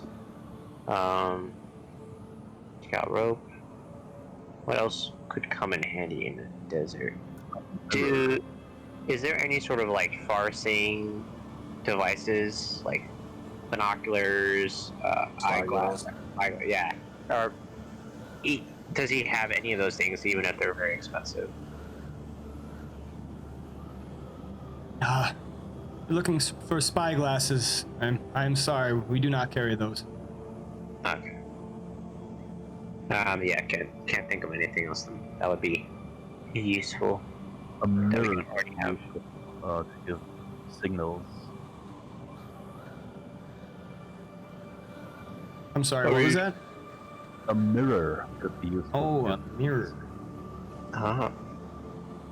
That is true. How much? I'll assume that he kind of said that to Dozer when Dozer was trying to think. So Dozer will turn and ask if he's got any mirrors on him, or small handheld mirrors, not a giant giant mirror. Yeah. He says, I have one, but I'm afraid it is mine. That is a more rare commodity out here. Fair. All right. So Dozer will kind of be done with his shopping at least. Right, yeah, I think we're ready. Yep. Maybe stop by the smith, see if he has anything. No, they probably don't have anything. All right, so yeah, we Yeah, can go. I We don't can go to the. for magic items in this. We can go to the smithy. That's where you see the older gentleman that you were talking to before. You learned his name was Darkus. Handsome Squidward. Darkness. So approaching the smithy, you see a lot of like household items and everything, like little goat horseshoes. I don't even know if they wear those, but whatever. Repairing tools and such, like hoes and hammers. And there you really don't see any weapons at all. It's primarily just a basic smithy, just for that you would see for a small farming village. Right. Is there any? Well, Someone, I don't know who mentioned it earlier, but it was a good shout. Dozer's gonna look around for magic items. Anything magical. All right, so as you actually enter into the smithy, the man is kind of putting the body of his apprentice kind of together, so that he can like put it on the pier, on the pyre and everything. He doesn't really acknowledge your approach, doesn't look, but you do hear his voice. Is there something I can help you with? We're just browsing your wares. Sorry to disturb you in your time of sorrow. We don't have much of anything for warriors. It's just a modest smithy. I primarily do what I can for the tools around here. You never know what you might need on an adventure. Aye, that's true. Well, unless you have something specific, not sure what I can offer you. Dozer's gonna like suspiciously look around and then like whisper, like stage whisper, do you have any items of magical quality? He's gonna give a very exaggerated wink with one of his big eyes. Give you some mushrooms if you do that. He That'll just make him sad. He can't experience mushrooms. he gives a long sigh. Puts down what he was working on. If we had any need with magical items, don't you think the warriors would have took it with them? Dozer's gonna give an exaggerated shirt and be like, I don't know, man. Stranger things happen. And then It's gonna. he kind of picks up what he was doing again. Says, "No, you don't even have any weapons. You don't see any swords. There's nothing magical here. If there were, the warden would have taken it with him like years ago." Fair. So yeah, can't think of anything particular then if there's no magical items or weapons. How much does he have manacles on him? Like slapping some irons on? That is one more thing that he does not seem to have. If you ask, you might learn more. Yeah, I'll look up and be like, hey, do you got any manacles? Says, no, we've never really had need for them, but if you really needed some, I could whip some up for you. How long would that take? If you plan to stay the night, I could have them by tomorrow morning. I think we're leaving this night. I'm not sure, but yeah. It was just a passing thought, and it'd be probably not worth it in the end, but thank you for your offer. And then I'll go join the rest of the party wherever they may be. Does anybody have a pry bar? Do not. That's a good shout. I do not have a pry bar. Standing up from leaning against the wall in the corner, Malagar will be like, alright, I'll buy one. The man says, now that's a tool I have. Walks over to a corner where there's a few metal bars of differing lengths and everything. Takes one, kind of gives it an examination up and down, like, this should do. And then kind of nonchalantly, like, holds it over for you to take. It'll be 2 gold pieces. Malagar takes it, examines it, gives him 2 gold, and walks out. That was short business. Yeah, cool. As you're leaving, Malagar, he's just, weird fellow.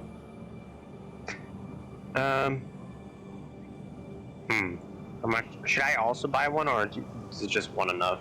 Is it like a consumable sort of thing? Not a consumable, so one should be enough. Unless we have some heavy stones to lift, and each you need a pry bar, but yeah, it'll be fine. Okay. Also, during the short rest earlier, was I able to attune to that belt? Did I learn what it is? Oh, yeah, actually, that is a very good point. Let me get this crowbar quick.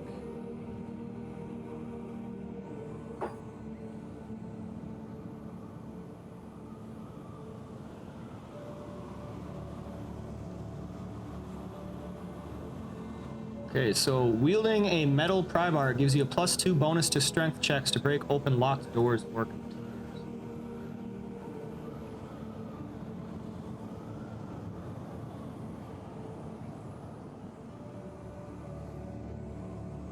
I got that. All right, and Malagar, you learn that you have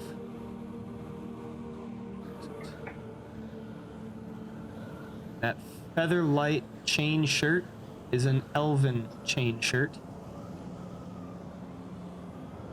And that worn belt is a belt of sacrifice. Ooh, I would like that. So the elven chain shirt, you gain a +1 item bonus to armor class while wearing this shirt with light armor or no armor. That is a property.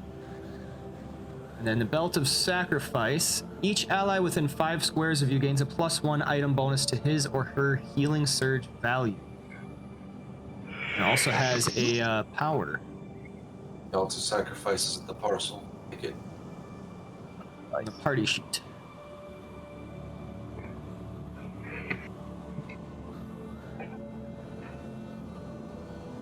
Fits me as if it was made for me.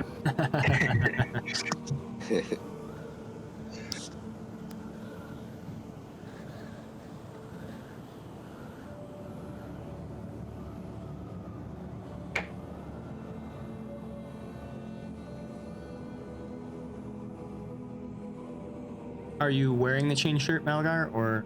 Absolutely. Yes. That's equipped. That is +1 to armor class. Nope. Your armor class is now 23. Damn. That's pretty good. That's ridiculous. Malagar's the new tank. I don't know if I Seems have like you guys got things taken care of. I have the healing surgeon for that. Yeah. Those are just gonna retire now. Especially now that our warlord is leaving, we no longer have like much non-healing surge. Yep. I still do. And nowadays, with this belt, I can even give you a healing surge back. We got transfer healing surge. I already did that. Oh, you already got it. Gotcha.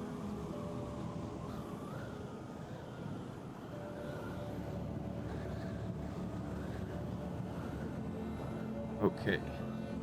23 does seem cool. How do I get 23? You have Your base 10, let's see. half level, 5 from dexterity.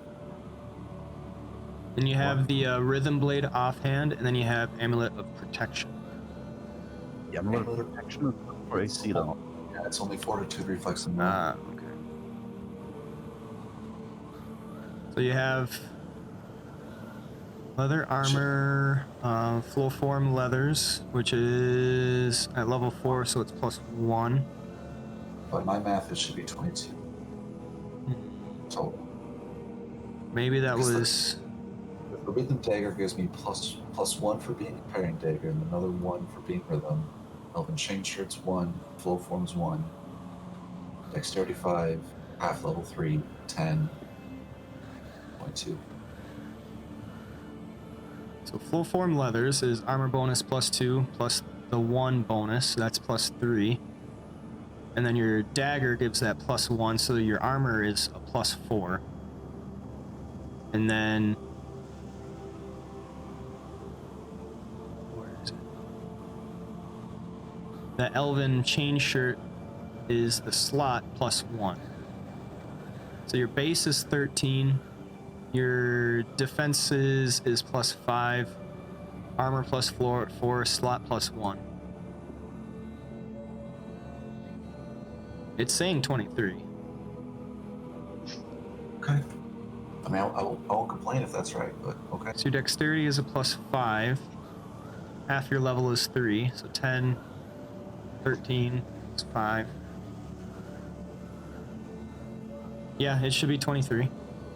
Okay. I don't want to be cheating. Yep, gotcha. It's good to double check. Okay, anything else you guys want to do in town? Nope, I'm all ready.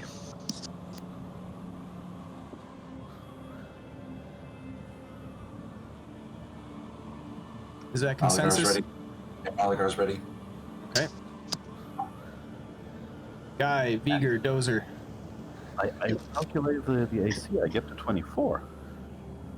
You get 24? Okay, so everything that's adding Elven Chain Shirt is +1. Rhythm Blade +1. Put it in the chat. When you wield this weapon in your offhand, your shield bonus... Oh, yeah, you're right. It should be 24. Because the Rhythm Blade has a magical enchantment that's +1. Plus, it is a parrying dagger, so it's... Okay. Leather armor only gives me +1, though. Not Leather, plus. as a leather armor gives you 2 armor bonus.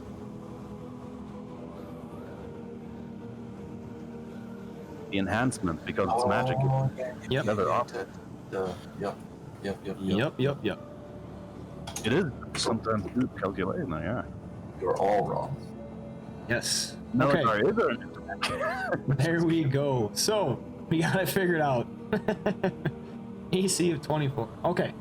So, you guys are able to finish the night. You spend time with this camp. Everybody has a big, massive pyre. Not a lot is spoken amongst the villagers. There's a short eulogy given for the slain man, the blacksmith's apprentice.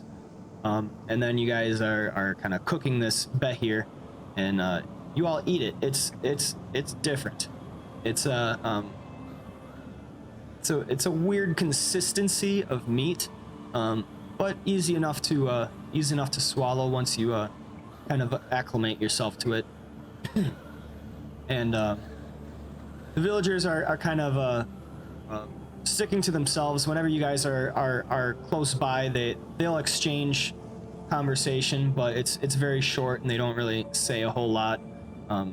You can almost like feel the distrust and just the general anxiety. Like, it's not malicious, but they just like they're so low on hope that it's going to be very difficult for them to like believe in you guys at all. You end the night able to wake up on the next morning, or are you setting out immediately? Walk in the night, yeah. Okay, so if you plan to set out immediately, then once the fires kind of die down in it and everybody's had their meal and everything, the rest of them are kind of congregating and speaking around the fire.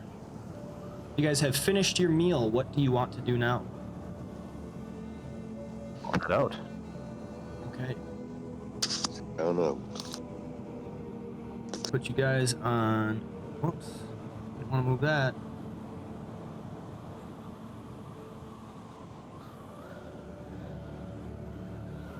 You guys are on this map.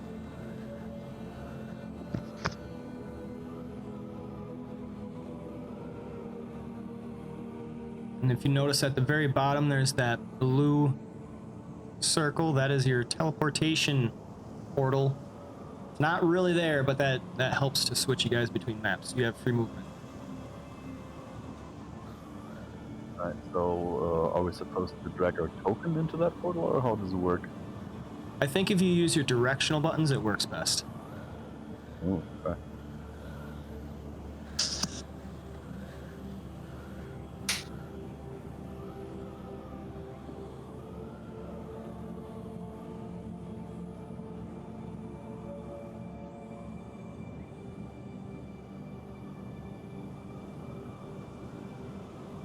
Is it working? It might not work because it's the hex.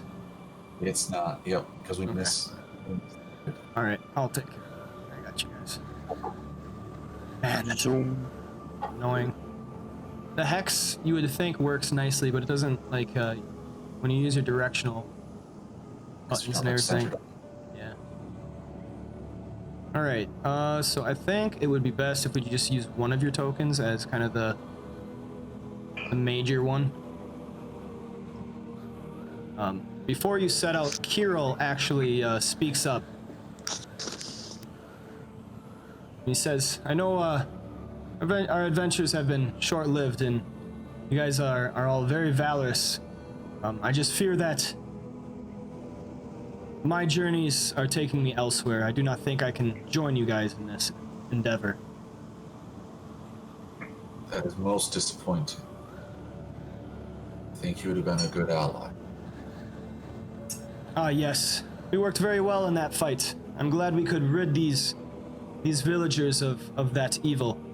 I will stay back and spend a few days, help them out, but my quest takes me in another direction. I wish you guys well. It's been a long day.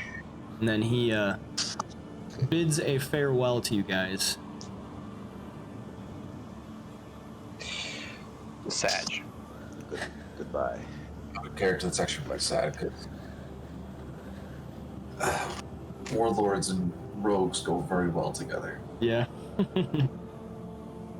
Oh, don't Match worry. made in heaven, but not meant to be. I still have In the the direct device. strike, so. Yeah.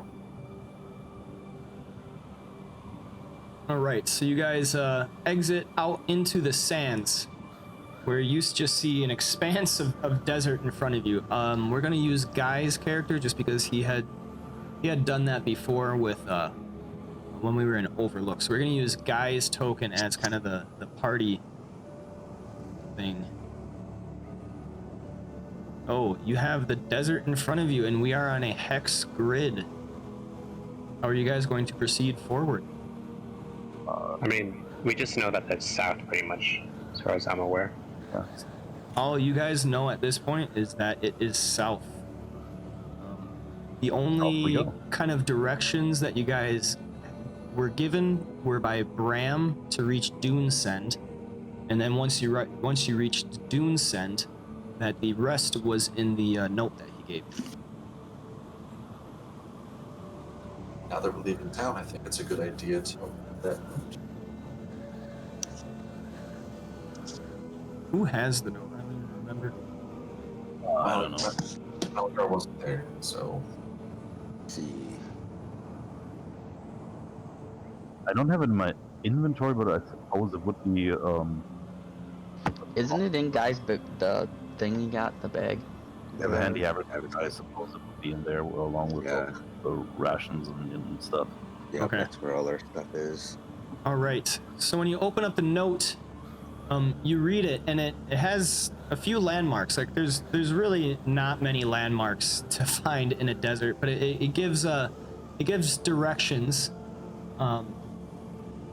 such as like canyons and stuff like this, and more of like following this special star in the night. This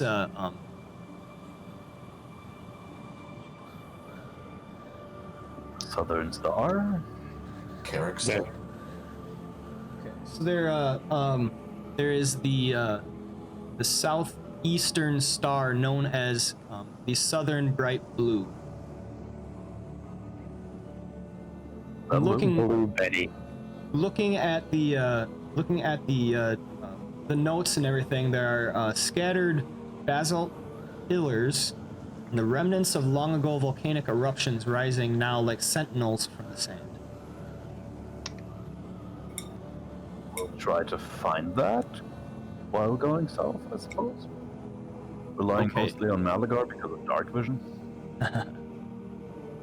So the sun is down low enough that looking up, you can see the expanse of the sky in front of you. There is a line, there's a sheet of very deep, very, very dark, bluish black, and shining brightly almost in every direction, for the night sky out here in the desert is unblemished by the city smog and everything.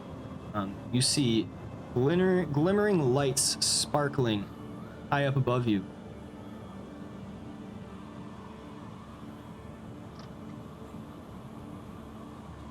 Okay. Interesting. I mean, if you're saying, shall we roll initiative or something? Like, is there something flying, or? No, the notes say to look for a star, but I'm not gonna just give that, guys. Give that to you. Okay. You guys gotta like tell me what you're doing. Looking for the star, then. Okay, so looking in the night sky, everybody that wishes to can make me a nature check. Nice, so just pretty much everybody look.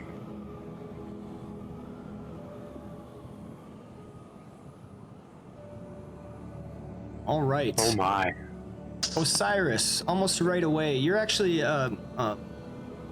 for some reason, this talk of like a star in the sky,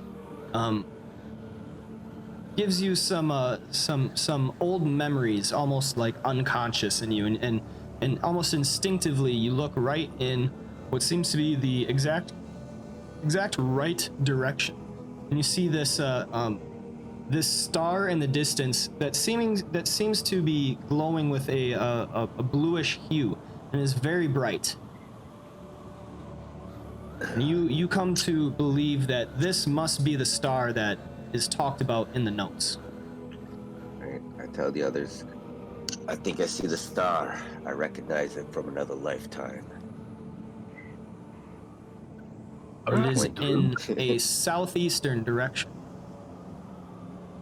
Dramatic music in the background. Dun, dun, dun, dun. Theme.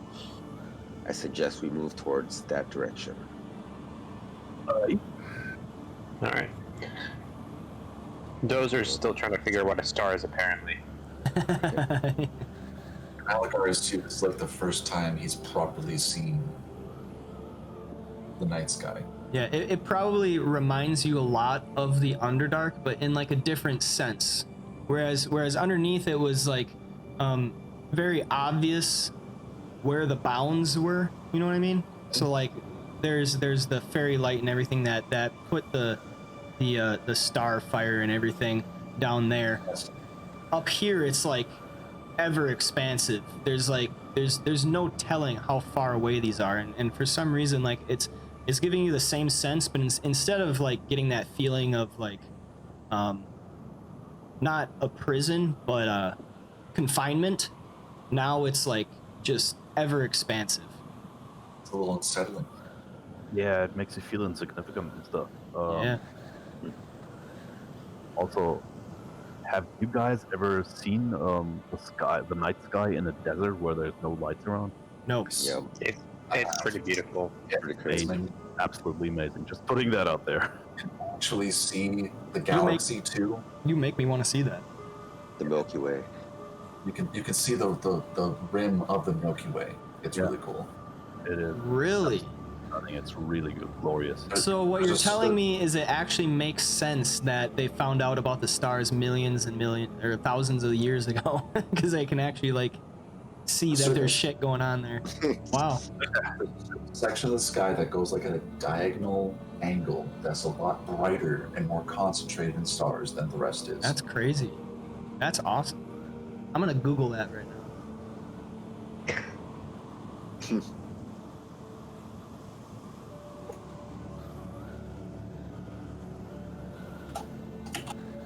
No, it doesn't look like that. What? Not sure what you're looking at. It might be. I'll try to pull it up. Might be a long exposure shot.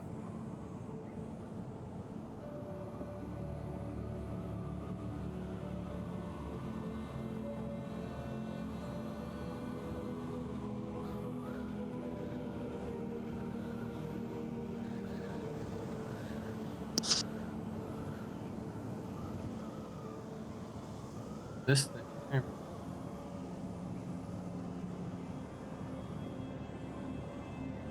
Where are you putting it? I got it on my stream. Yeah, like that. This? Is that really what it looks like? I mean, it's not always that visible, but I've seen similar-ish. Wow. That's crazy. That's unsettling. That'd scare the shit out of you. Could you imagine like waking up in the desert, never experiencing that, never knowing? that'd be scary. All right, back to the game. Doesn't look like that file. I know, I just thought that because I was Googling and it was like whoa, can't look like that, but Oh, Kind of similar, like probably not as exposed like you were saying, but yeah, actually seeing all the different stars and everything, man, that's nuts. yeah, it's crazy. Okay, guys, so are you trekking forward? Yeah, absolutely. Yes. Okay. So you moving forward after a couple hours of travel. Would like everybody to make me an endurance check. Dozer, you are the only one that does not have to. Hey, Machine. I am the machine. Oh damn! Everybody's going poor things. Everybody's Okay. going. the weakness in the party. Jet lag. Okay, so within the first hour, probably, you guys start feeling the thirst coming in. Dozer just, walking like normal. Things are starting to squeak a little bit more, but he doesn't feel the thirst normally as living beings. He is a sentient being, but not necessarily living. Let's see. Beager and Guy, you need to take a drink of your water skin. You are quite parched. Yep. Okay, so let's see. One water skin, we'll say has like 10 charges in it or whatever. Okay. 10 large sips. Or how many drinks would a water skin have? Probably have like 10 drinks, huh? I have no clue. Yeah. I also don't know how much provisions we got originally. It was just said we have a lot, and you know. Water skins are generally quite big, especially when they're meant for like traveling long distances. Yeah. At least a quart. But either way, so you guys gotta take some water out of your water skins. You other guys, the thirst is not quite parching you as much, but you're getting kind of thirsty as well. And then you actually come across some scattered basalt pillars, like what is in the notes, nearby these hills and the sand dunes, telling you that you are, telling you guys that you are kind of you're on the trail. Nice. I think we're in the right direction, guys. Promising. Let's continue on. And so in the notes, it says at these pillars to head straight due southeast. And so you do so. Coming to, let's say, this area.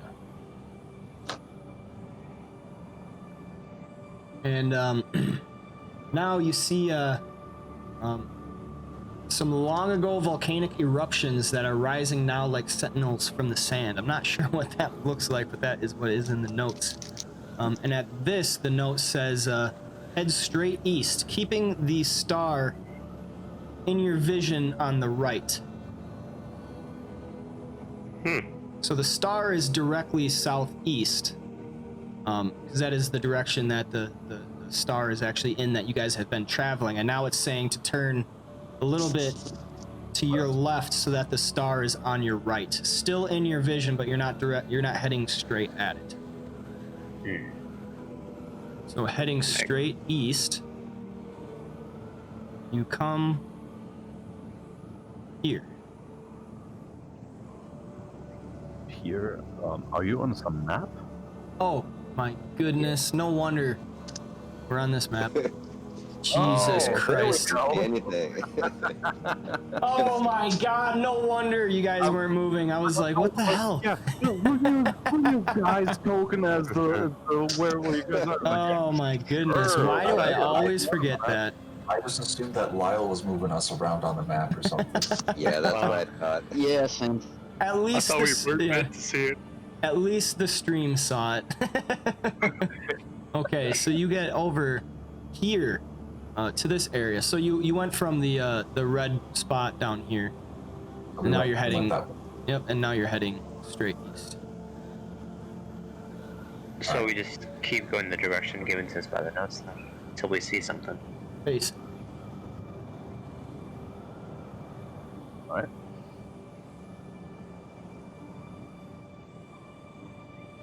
Alright, give me 1 second for this.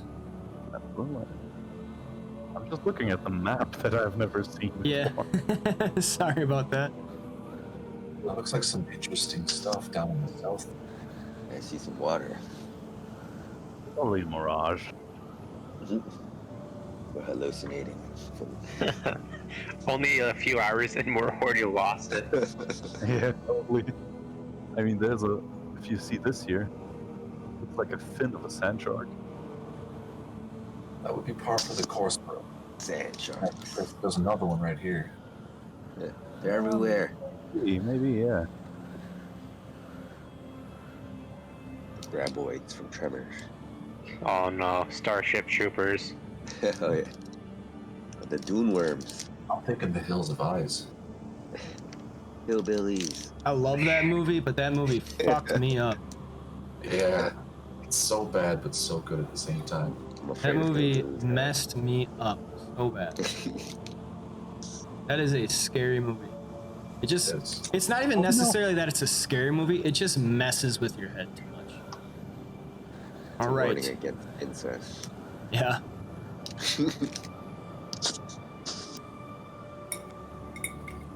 Is that the one where there's like the cannibals in the mountains? or Yep, something? there's the cannibals in the hills. Yep. Yeah. It's like a whole family of hillbillies that become like ancestral cannibals. Mhm. Yep. So you guys come to this area where you have to go down in between some dunes. So some quick 4 words. To go up a dune ridge is difficult terrain. To go down is normal. So an extra square of movement for every square that you want to move up. Roger. Okay. And you so now see a figure. Sorry, repeat that. And the most downish is that line in the middle? Yep. So down here, this line is the center, in between the dunes. Yep, that's the divisor. Malagar would not want to be in the ravine. He'd want to be like up on the ridge. All right. Then you roll that one and fall down to the ridge. So everybody, if Alright. they want, can move 4 squares wherever they wish. Only 4 squares.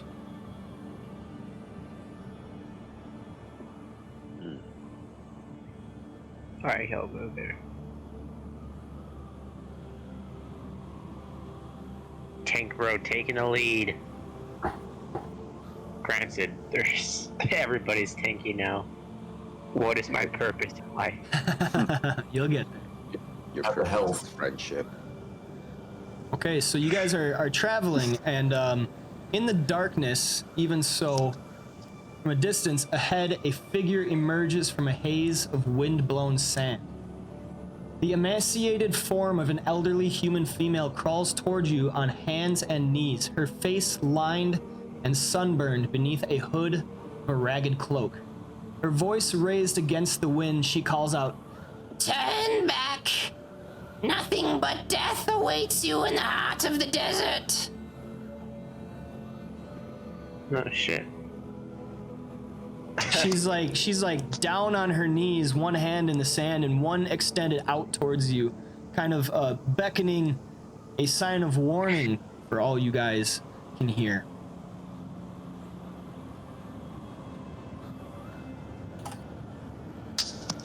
That's who weird. cares?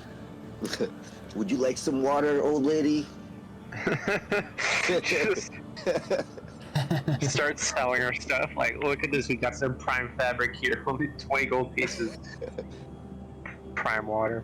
Turn back now, before the sands take you. Insight on that? Yeah, I was just gonna say insight, please. She's a witch. She's a witch, throws javelin.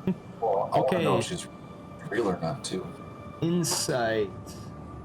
She's a hallucination. Go ahead and roll Yeah. insight, please. I will join in on this. Oh, snap. Good I roll. can see clearly now. My rolls are good. Well then, way to show up. Damn. I see everything. Our Cyrus looking through the third eye. 33 or something? He's seeing the fourth dimension. I am Dr. Manhattan.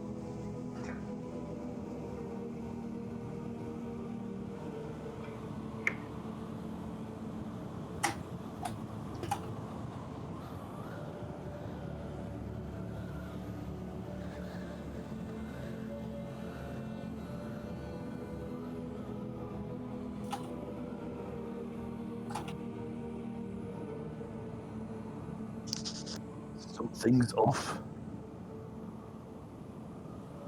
Doesn't seem to be real. She's not moving. He begins to crawl forward. Alright. Malagar would like to get up on the ridge and look down at the other side. Can you All move? right. Yeah, you can move.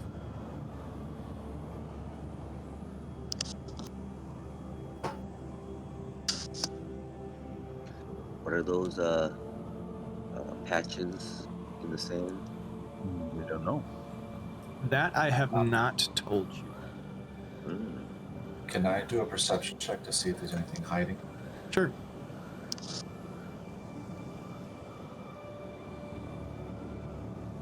There's a dragon in that shadow.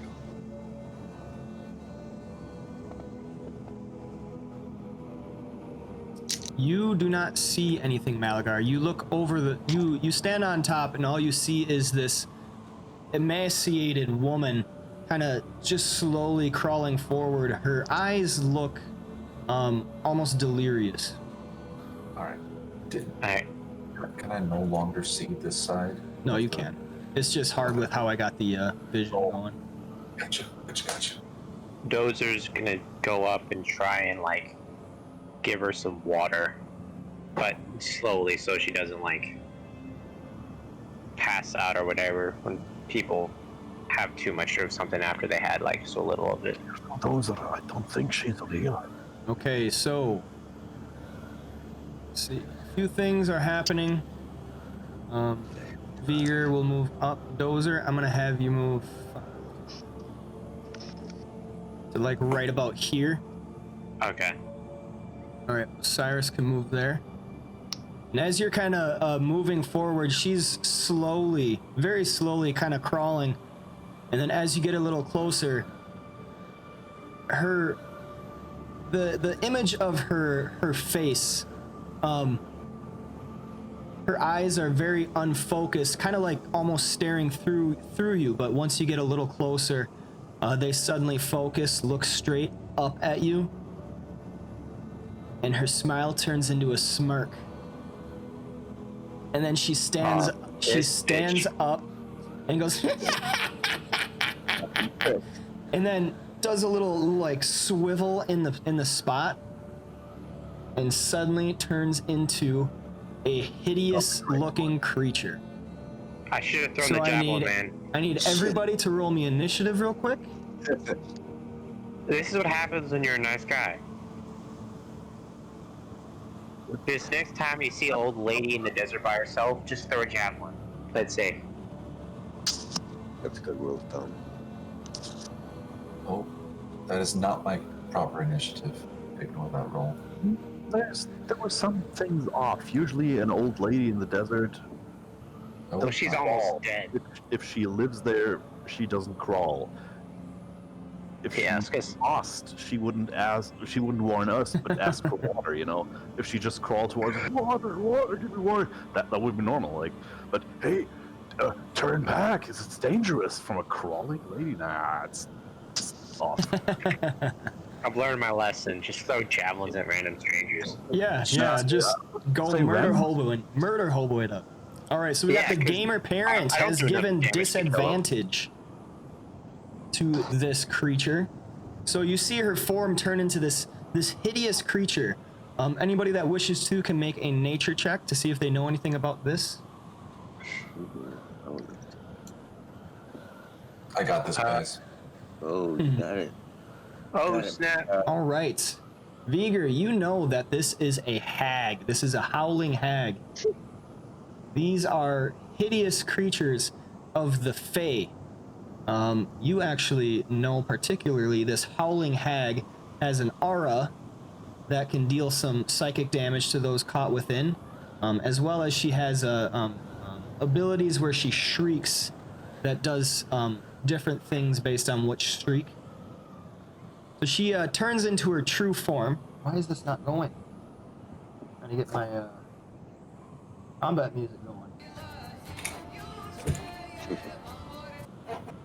Oh, I hear it. There we go. And right away, Osiris and Dozer, you both hear this wail, this shriek of pain rack through you guys, through your guys' body. This is versus fortitude. So it hits Osiris, but it misses Dozer. So Osiris takes 17 points of thunder damage. Oh. And Dozer, you're gonna take half of that. Let's see what we got. Pay for that old woman. That's 8. Okay, Ozer, you got 8 points of damage on you. And in the same stroke, he disappears. Oh. Oh, Hell nah. bitch. Collector sniffers, we're gonna hunt this down.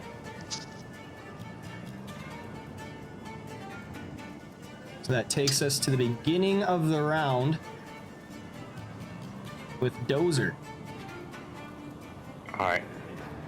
So I saw her just disappear before my very eyes. Do I see any indications that she's still there or may have moved? Like, she's in the desert.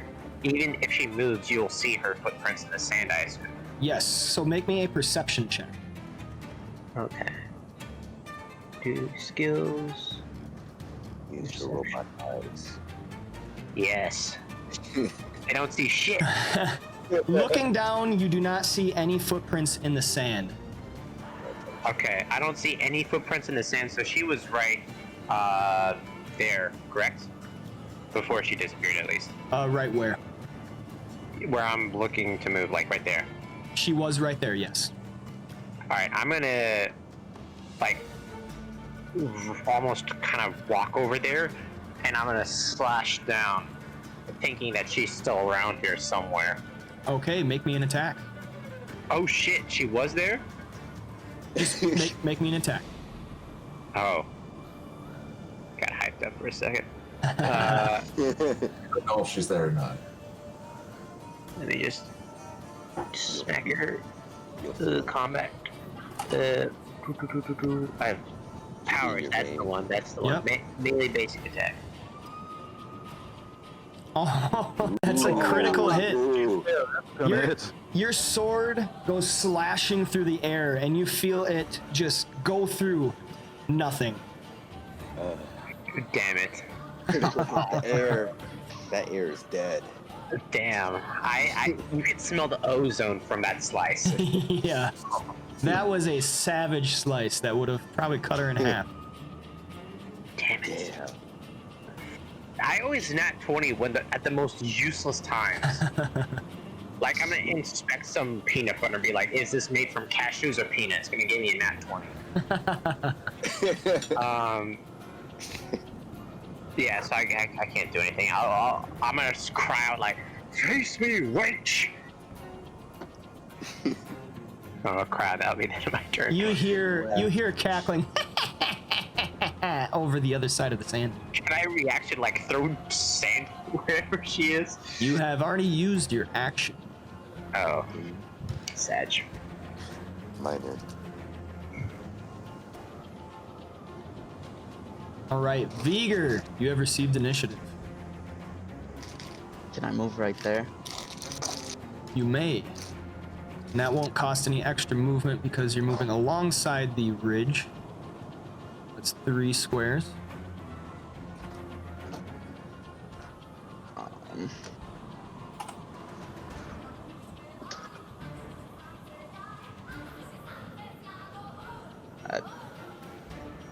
Would I be able to like see if she moved or anything from my view? Make me a perception check.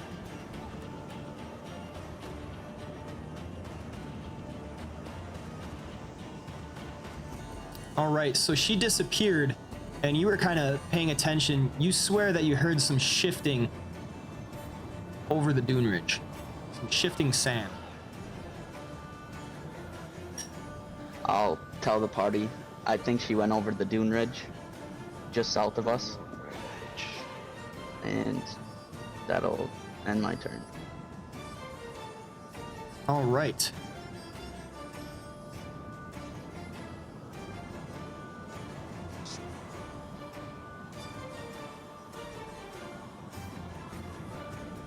Malagar, you're up.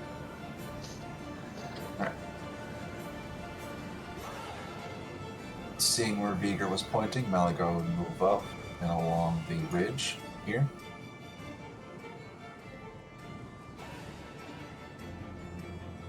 How many? Oh, there we go. That takes your movement. And then he's going to do a good hard look at any footprints or anything over there. Or do I see that? Am I supposed Yep, to you're see like that? you're like right on the top of the dune ridge, so I moved you so that you could see. Okay. But am I supposed to see her? Yes. He's then going to target her with Darkfire. All right.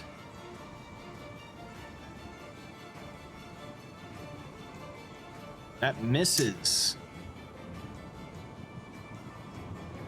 Alright. I'm just going to toss a dagger at her. Range basic attack is the range modifier.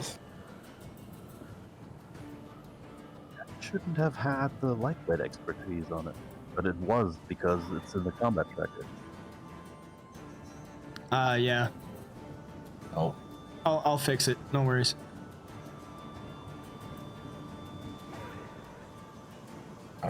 I'm not seeing extra range, so I'm just going to give myself a -2 real quick before I do this.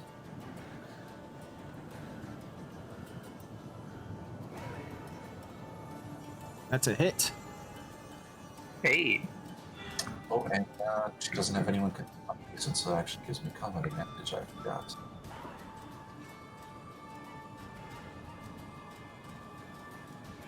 Oh, got the combat challenger. 23 points of damage. Nice. As your dagger goes flying through the air, smacking her in the thigh. Alright, and then with that. Nicoldenberg gave Malagar some advantage. Ooh, okay. Well, maybe next time. It's the end of my turn. Next. Okay, Guy, you are up. Malagar, can you see her? Yes, she's right down there. I'm just going to attack her again. That was really helpful. Just a decorating. And you do have advantage if you want to use it. Where is she? She's in the thing. Oh, or it just automatically does it. That's fine. That is a hit. Nice. Ooh, hit her. 18 points of damage as Oh. Just as the dagger reappears in Malagar's hands, he tosses it back out, slicing into her arm. Get her. Somebody come get her. I would move up here as well. See if I can see her. Okay. Oh, that's your movement 5, the difficult terrain. And okay, yeah. Alright, she's over here, alright. And that'll be 10. All right, Osiris, you're up. Go towards my party. 4, right? Difficult terrain moving up, so it would be Is this up? 1, 2, 3, 4, 5, 6. That would take your whole movement. Okay. And I can't see anything. Can I, I'll do any perception checks or anything? You can do a perception check. Yeah, let me do a perception check then. Let's see if I freaking.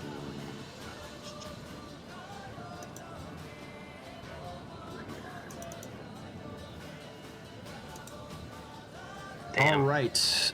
You see nothing but the crest of the dune ridge in front of you. Nothing else kind of piquing your senses. Guess I will do. Where's my typical defense? No, I'm my turn. All right. Back to Dozer. Alright, do I need to see her to combat challenge her? Combat challenge happens when you make an attack. Ah. Yep. Every time you attack an enemy, whether the attack hits or misses, you do the combat challenge. Okay. So she's been combat challenge, or at least was combat challenge last round. No, she was not. Really back there. Oh. So I thought I know. You I did. you attacked I the didn't. air, the space that you thought she was in, but she was not in that space. Yeah, the air is shouting. I'm going to try and see her first and foremost. Do I see any like signs, like considering she's been hurt quite badly, there must be like blood splatters here and there. You cannot tell from where you are standing. Okay. I'm gonna try and see her. Just try and see if I any indication where she might be at this moment. You heard Malagar and Guy exclaim that she's over the ridge. She's over. Oh, she's over like over top the thing. Yes. Right there. I'm shooting. We're shooting over here. Okay. You're on the map, right? I'm on the map, but I'm down Okay. below, so I can't see over the Yep. ridge. You see my arrow? That's the direction I'm pointing. Okay, I'm gonna try and get up the ridge. Okay. Run up there first. So that's So 1, 2, 3, 4 all right. to How get far away? is she? right here. I'm gonna try and get as close as possible to her. So I'm not sure if that's another. I think that's it. I can just Okay, make so- one more movement. First, as you step over the ridge, suddenly 4 forms jump from beneath blankets, hiding them underneath the sands. Oh. 4 snarling, bestial-like humanoids. The sand Okay. kind of flows off of them as they shake the blankets. Malagar, Guy, Osiris, and Vigor. These look familiar to you, reminding you of Adokal. Okay. Reminding us of a Doku. Yeah. Local in his later days was a longtooth shifter. Yes. And they are Alright. wielding razor-sharp sword swords, snarling as they attack. I'm going to smack the one in front of me. Okay. Ability. Do basic.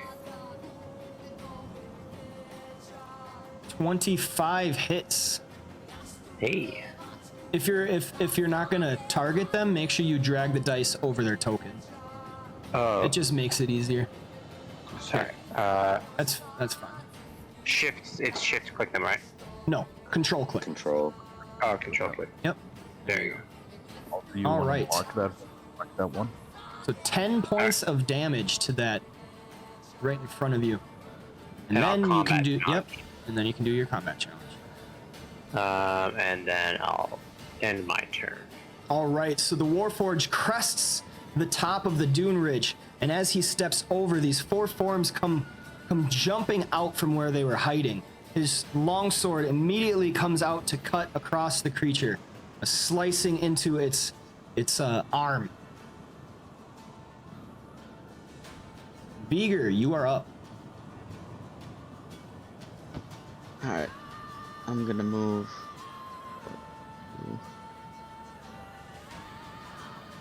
Right there. Yeah, that'll be 3. Alright. Yeah, and I'll just stay over here. And I'm going to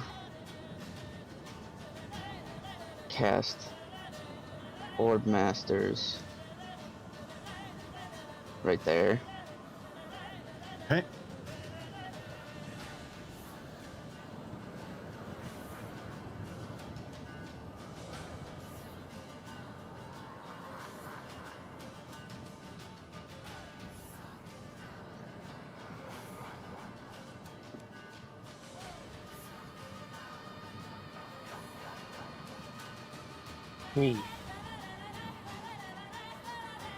That is 2 hits, dealing 11 points of damage to both of those bestial humanoids. I believe they get knocked prone as well. Yeah.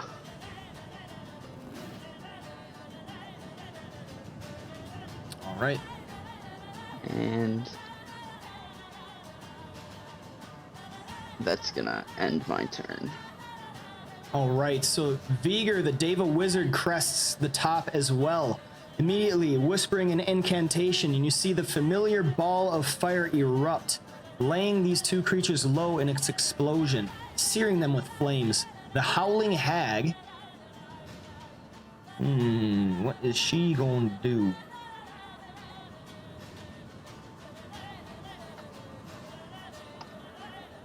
He is going to move 1, 2, 3, 4, 5, 6. And this is a close blast. 5. This gets Viger, Malagar, and Guy. She will howl, and you feel this like echoing reverberation kind of cover your guys' senses.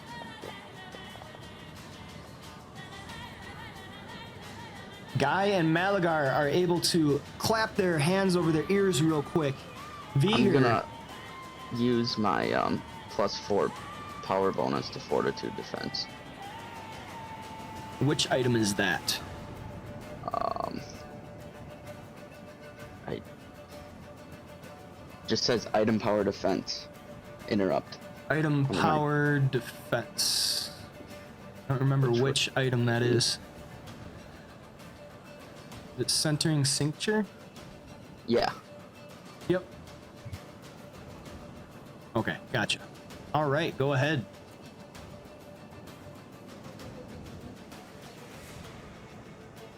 That is still a hit. Yep, that's fine. Okay, so Viger, you are racked by this howl. You take 8 points of thunder damage, and you are pushed 3 squares. React to that. Okay, Guy got Shield of Devotion in on that.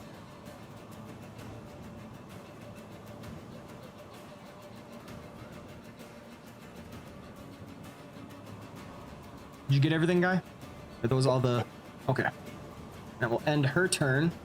Or actually, she was supposed to have disadvantage. I'll roll another d20 for that, just to make sure it's fair. I forgot. 9 plus... So 19. Yep, that is still a hit. That does end her turn. This bestial humanoid can take the damage from your Orb Master's Vigor. You can't see her, so I'll get it for you. Nope. Or him, whatever it is. He going to have to stand up from prone first. And then move 1, 2, 3, 4, 5, 6. So, Dozer, you get an attack of opportunity from where it starts in this space. Awesome. All right. Do I slice it with the specific attack from my weapon, or do I just do a melee basic attack like normal with an extra d6? An opportunity attack has to be a melee basic attack. Certain powers can be used in place of a melee basic attack, but it has to say so in the power description. I do not believe you have any, so it's got to be a melee basic attack. Okay, so it's just I get extra damage if I hit. I think you get a better attack roll. It's a better attack roll. Yep, it's on there. It's the what is it? Attack 1 opportunity, because your wisdom modifier is +1. So, very important. When you are doing an opportunity attack, hold down shift when you hit the attack button to make sure it's an opportunity attack. That'll make sure that the bonus procs. And then you're gonna want to be you're gonna want to make sure to target the right one. You're targeting humanoid 4, and humanoid 1 is the one that you're attacking right now. Okay.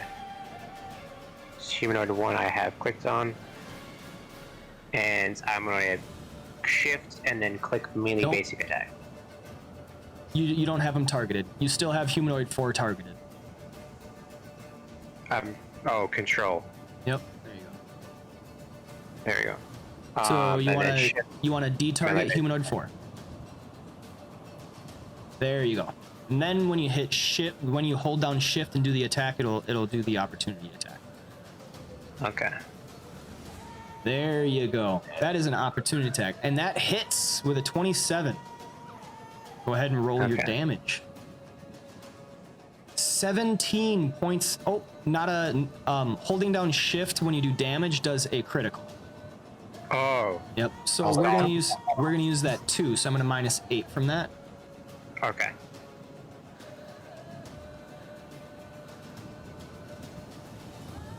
And they stop moving. Yep, and he stops moving. Nice. Where is it?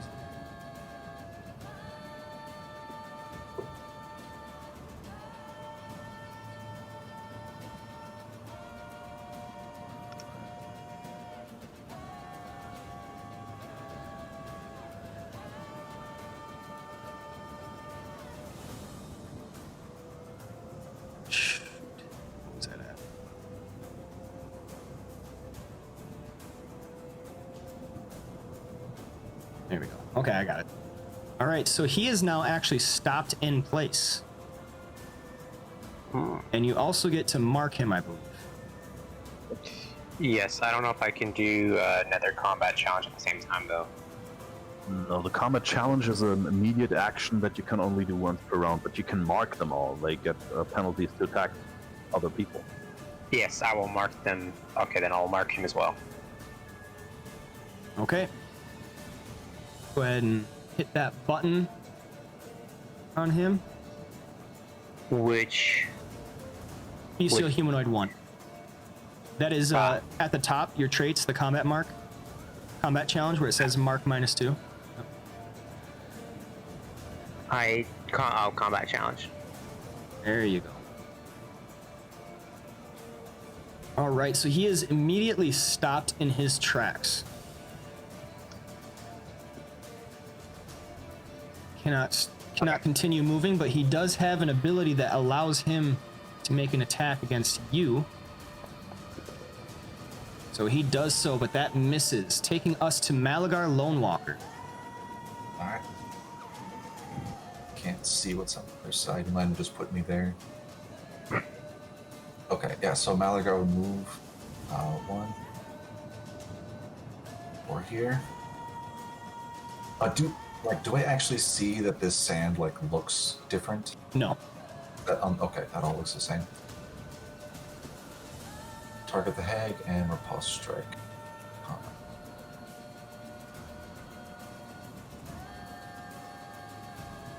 That is a hit.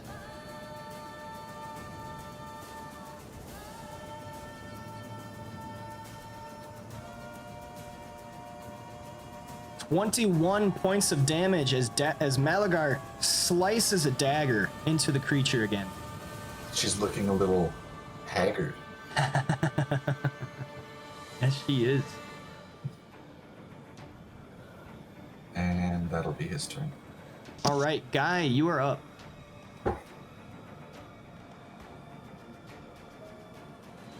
Right, I will probably.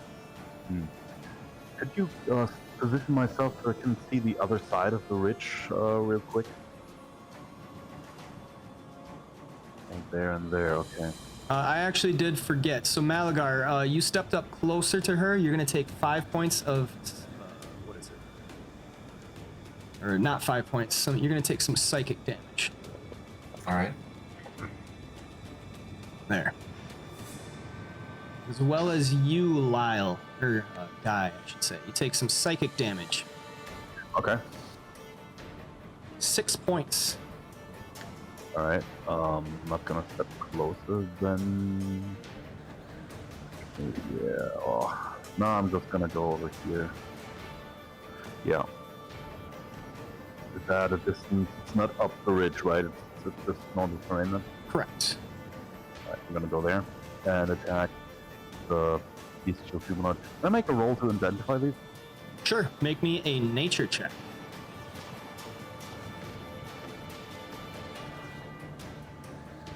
All right, you know that these are shifters.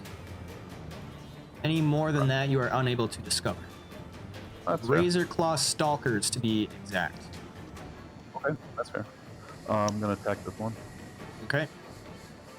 with the thunder, because what else in the desert, right? Yeah. That is a miss. It's horrible. But still, the sunlight warmed my allies, and yeah, I'll get some temps. I like temps.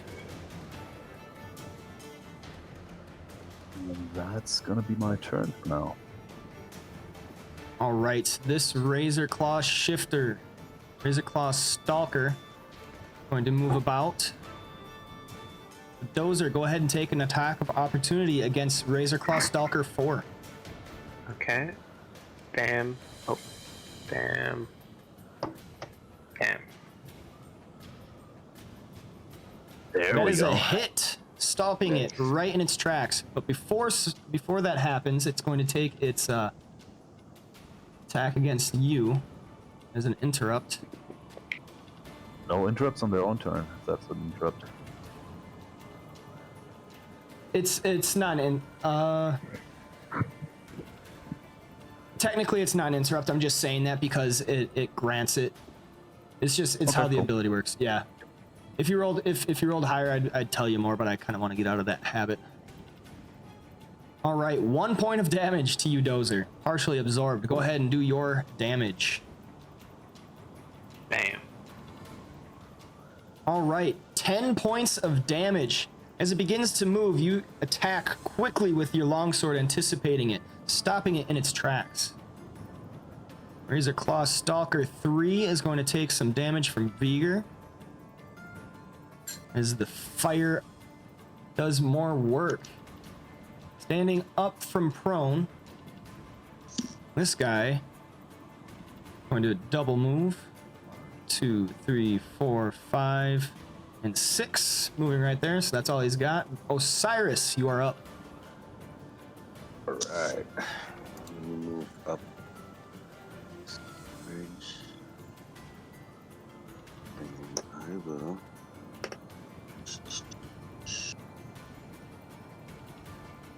try to move here. Could you speak up a little bit, Osiris?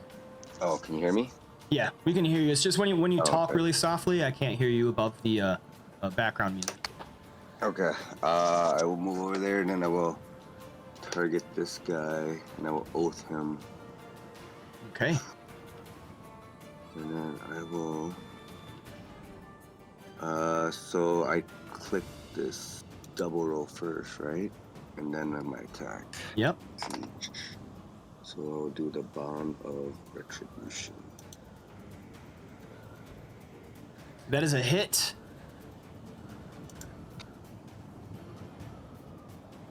"13 points of damage as Osiris whispers an oath of retribution for his god, his deity Cord, against this Razor Claw shifter, and in the same stroke whips out his flail, cracking the creature across the shoulder.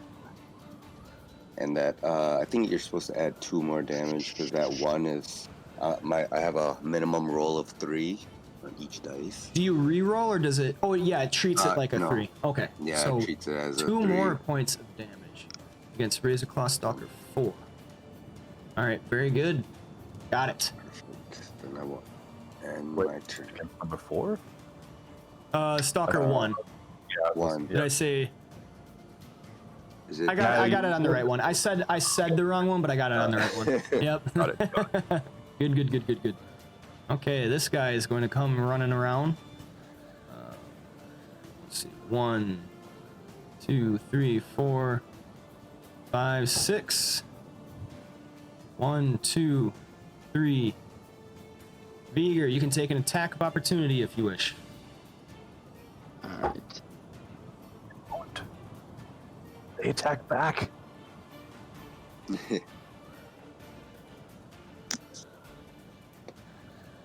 Nah. Okay. That's all he can do. Dozer, you are up. All right, I'm going to so there's Stalker 1 and 4 in front of us. Yep. One is hurt moderate. So, okay, so they're both hurt pretty much the same. Not necessarily. You just don't know that. You don't know the extent. Okay. I will attack the one to my right. Razor Claw Stalker 1. Okay. And I'm going to make a basic attack on him. Okay, so one really important thing with 4th edition, your at-will powers are more powerful than your melee basic attacks. You want to use MBAs like only when you have to. Oh, okay. Yep. So you have your Weapon Master Strike, which is probably the one you're going to want to use most From now often. on. Yep. The Knockdown Assault is really, really good for like when you want to charge in. Otherwise, I would use Weapon Master Strike more often. Okay, that's fair. Do you want to use Weapon Master Strike? Sure. I'll So try we'll use that roll instead. So that is a hit, Okay. and then go ahead and roll then- damage on that. There you go, 12 points of damage. And because Weapon Master Strike, before making this attack, you may sheath the weapon and draw a different one as a free action. And then depending on which weapon you use, you get a different bonus. So since you are using a longsword, that is a heavy blade. So the extra effect that you have for this is, until the end of your next turn, you gain a +1 power bonus to armor class against the target's attacks. So that Alright, second button where it says target AC 1 power, you're going to want to click on that. Alright. There you go. That's Awesome. why the at-will powers are more powerful, because they actually give you extra effects. Cool. Melee basic attacks, I would pretty much just use in place of when you use opportunity attacks. Otherwise, I wouldn't mess with them at all. Alright. All right. Anything else, Dozer? No, I'll apply my combat challenge on the Razor Claw Stalker 1. Okay. I'm gonna click that. I guess I have to click that again. Yep. Oh, it already exists. And then. Nope. You're gonna want to click it again because it has a timer. So your original one ends at the end of your next turn. So you're gonna want to click it again to refresh that timer. Yes, it's just it says that when I click it, it says it already exists. Oh. for combat challenge. Yeah, that's probably because you Use did it the as an opportunity attack. Yeah. Okay, so Okay. we're good. All right, and then also he's got, and they're both still marked with the combat superiority. Yep. Okay. All right, and then I'll end my turn. Number Okay. 4 will mark after this. Beager, you are up. Can I teleport right there?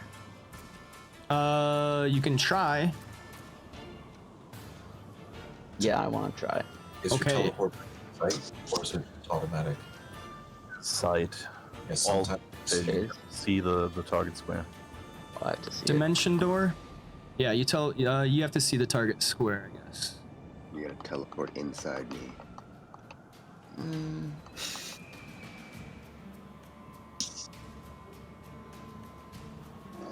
So I'll just shift one back then. Okay. As my minor, I'll expand Orb Masters to 3 squares. First 3. And it doesn't affect allies.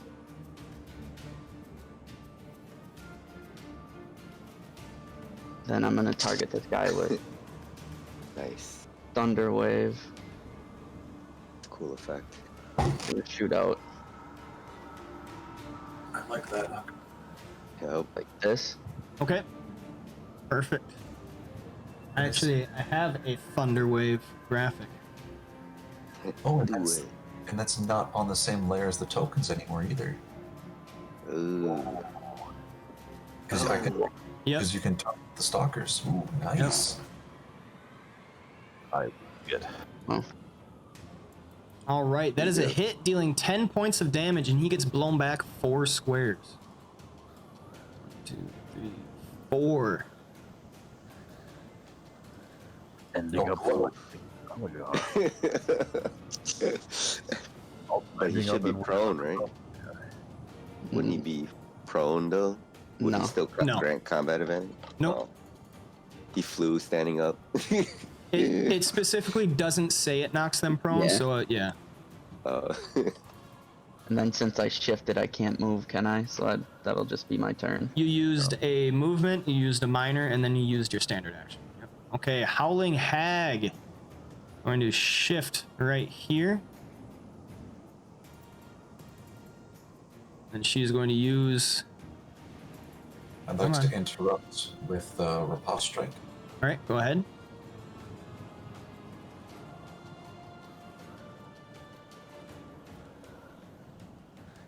That is a hit. You have combat advantage though. Yeah, you don't have combat advantage. I'm not. Yep, I'm sorry. That was just habit. Let me take. Can I hit it to take it off? I got it. No. There we go. Thank you. Sorry. Habit. Yep. 5 points of damage. Considerably less. That sneak attack. About combat advantage. I feel it. Okay. Howling Hag is going to shift over, and then she is going to make this shriek of pain.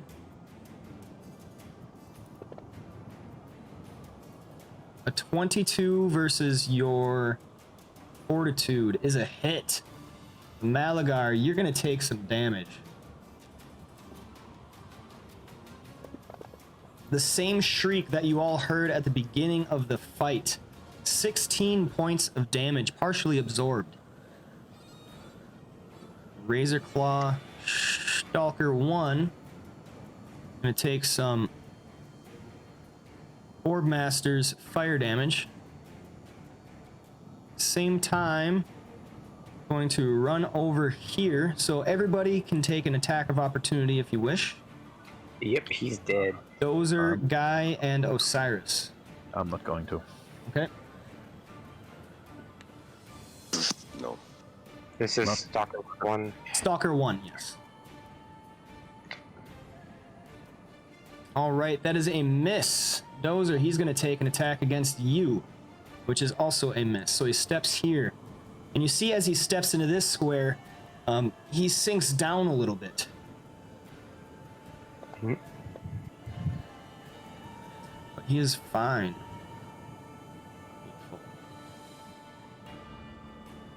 1, 2, 3, 4, 5. And then 6. This guy is going to make an attack against Malagar. I'd like to interrupt that with timely dodge, please. All right. You had your interrupt with a riposte, though. Yeah, that's true. Yep, that riposte strike is an immediate interrupt. You do Yes. not have that. All right. Good catch. So he stabs out with a short sword, missing you. Malagar, you are up. Run, boy, run.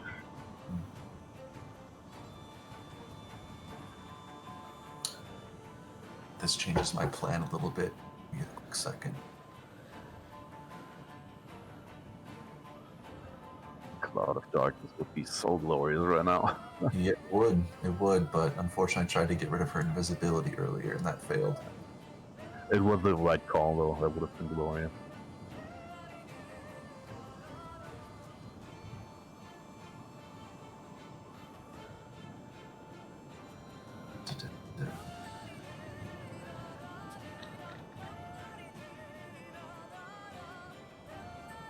Alright, I'm just gonna target this dude with an acrobatic strike. Okay.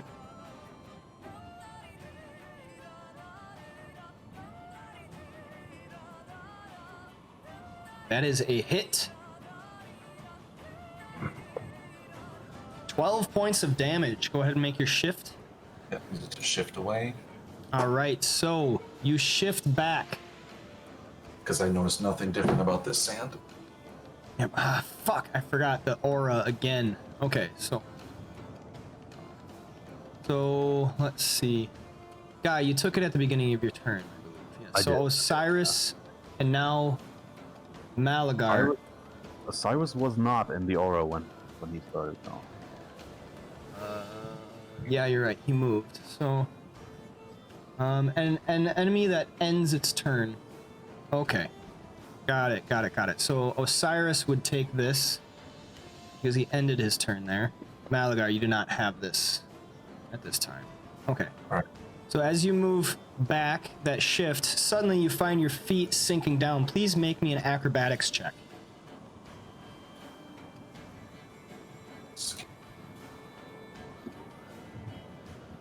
I'm okay at these. Okay, yes. You're able to shift your feet quick enough that you do not sink down, but this appears to be a patch of soft sand. Can I detect the extent of this soft sand? Please make me a nature check.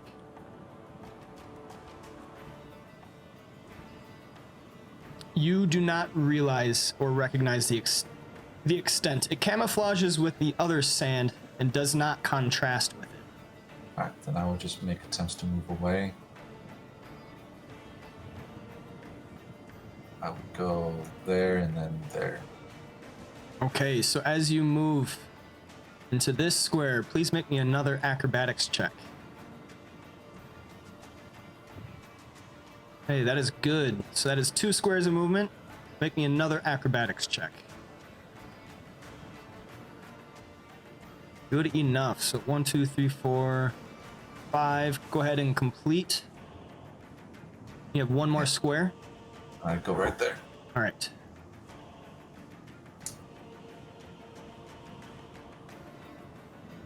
Anything else?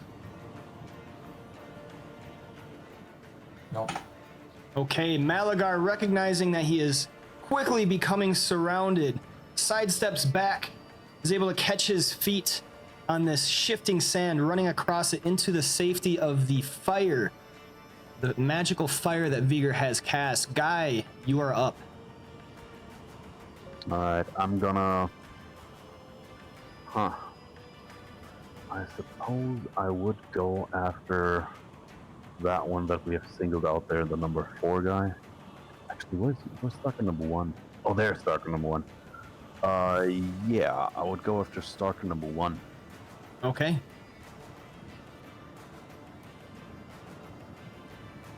There. And try to Hit him hard.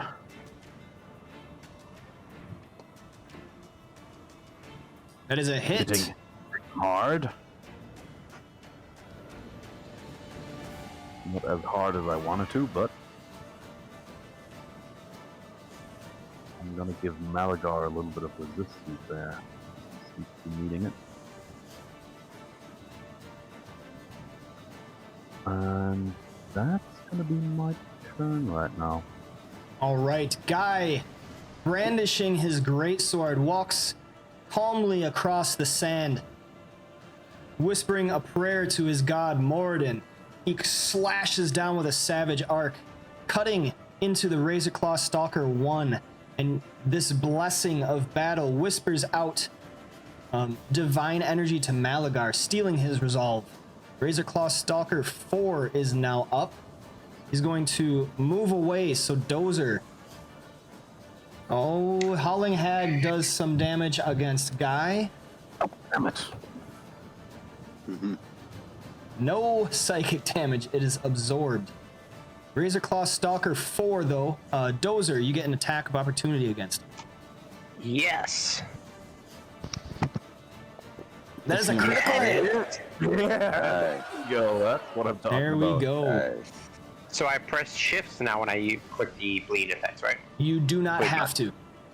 Because, okay. yep, when you do a critical hit, the next damage roll you do is an automatic critical. If you have them topped with control click. If not, if you just drop the dice on them, then you have to hold. That is true. Okay, so 22 points of damage as Dozer anticipates the movement, locking him into place, cutting across his thigh. You see the blood dripping into the sand, sizzling as it touches the heat of the fire orb. And he will Is he still alive? He is still alive, and he will get an Damn. attack against you. Come at me, bro. Is he on the fire or no? He is. Oh, that is a critical hit. Oh my god, he got a critical effect too. Okay, so he immediately gains a bonus action point. Bring it. He is going to try and move again. So go ahead and make another opportunity attack. Not twice on the same turn, though. Only one. Opportunity per turn. Oh, you can only do that once per turn? Only once per turn. Crit is that. Oh, I thought you could do I thought you could do it as many times. As many times in a round. In a though. round. Okay, yeah, same fucking shit as that goddamn sneak attack language. Okay, once per turn, but multiple times per round. Got it. Got it. Yeah. We're learning, He boys. should take some fire damage too, then too. If He he's in does. Yep, you are correct. So we got that 2 fire damage, Burning. and he is going to move right here. 1, 2, 3. Malagar, you get an attack of opportunity. Get him. Cut him up. Malagar is going to take it. All right.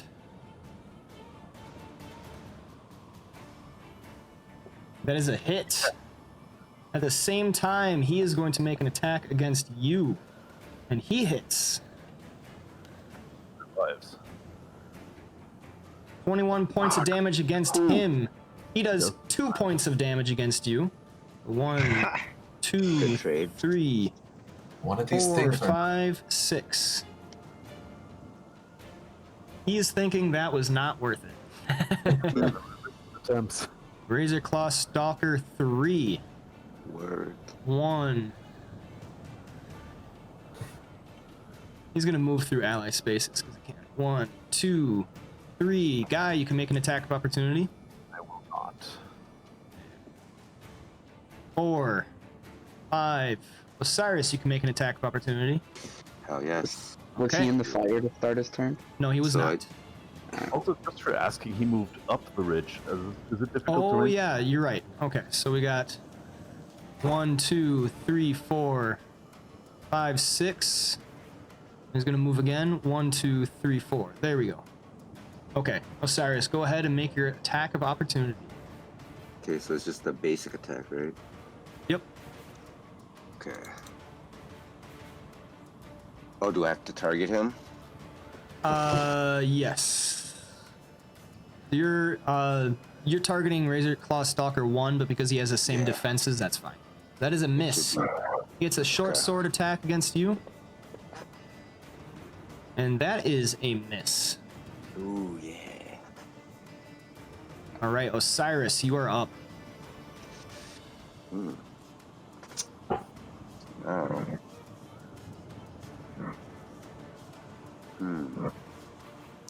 Now, I think I will shift. Is that fire, friendly fire? That fireball thing? Yep, that's Vigor's fireball. Or Master's, I should say. Then I will shift down. Okay, that is difficult terrain, so you cannot shift into it. Oh, I cannot shift down? Alright, then I will just target this Stalker 3. And I will attack him with Sublime Retribution. Let's see. That is a miss. Failed. Alright, then I will. Can I shift up? Like this? Shifting up the dune ridge is that going up the dune ridge is difficult terrain. difficult? Okay, so So you can go you can go to the cannot move. sides. You can go like here, or you can go here, or you could go back here. You just can't go here I see. or here. Okay, well then I'll just stay. My turn. All right. At the end of your turn, you feel these psychic whispers penetrating your mind. You take no damage. It's partially resisted and absorbed. Nice. Razor Claw Stalker 2 is going to move. Guy, do you want an attack of opportunity? Nope. Okay. 1, 2, 3, 4. Osiris, do you want an attack of opportunity? Yes. Okay. Go ahead and make it against Razor Claw Stalker 4. Okay, so I will click this up.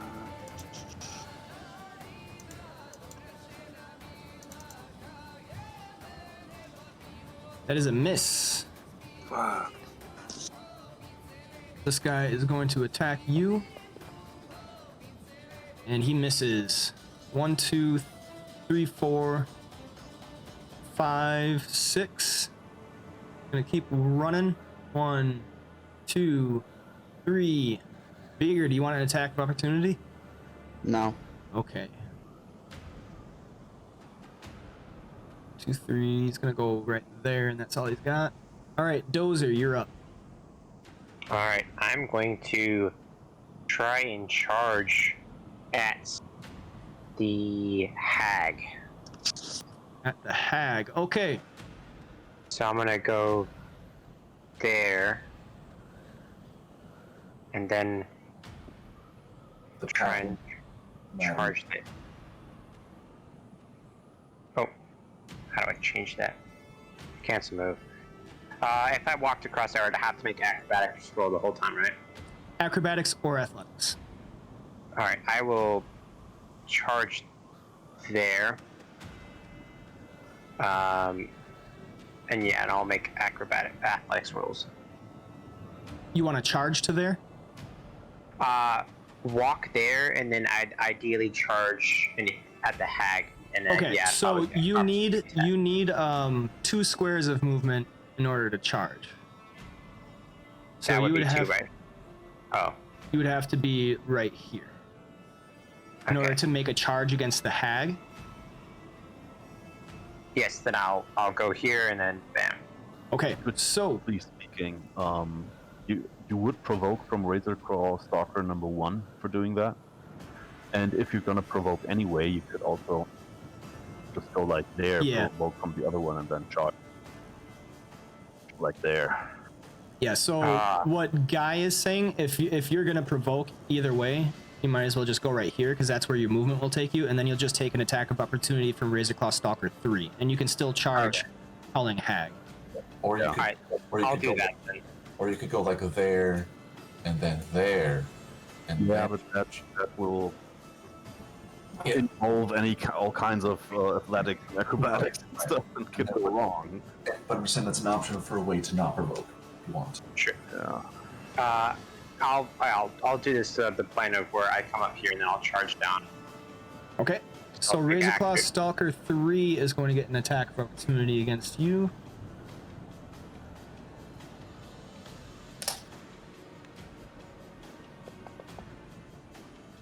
That is a miss. Okay, Dozer, you may make your charge against the Howling Hag. Alright, so I'm gonna go there and I'm going to. I don't have a specific ability that I can see that is a charge. Do I just get a bonus?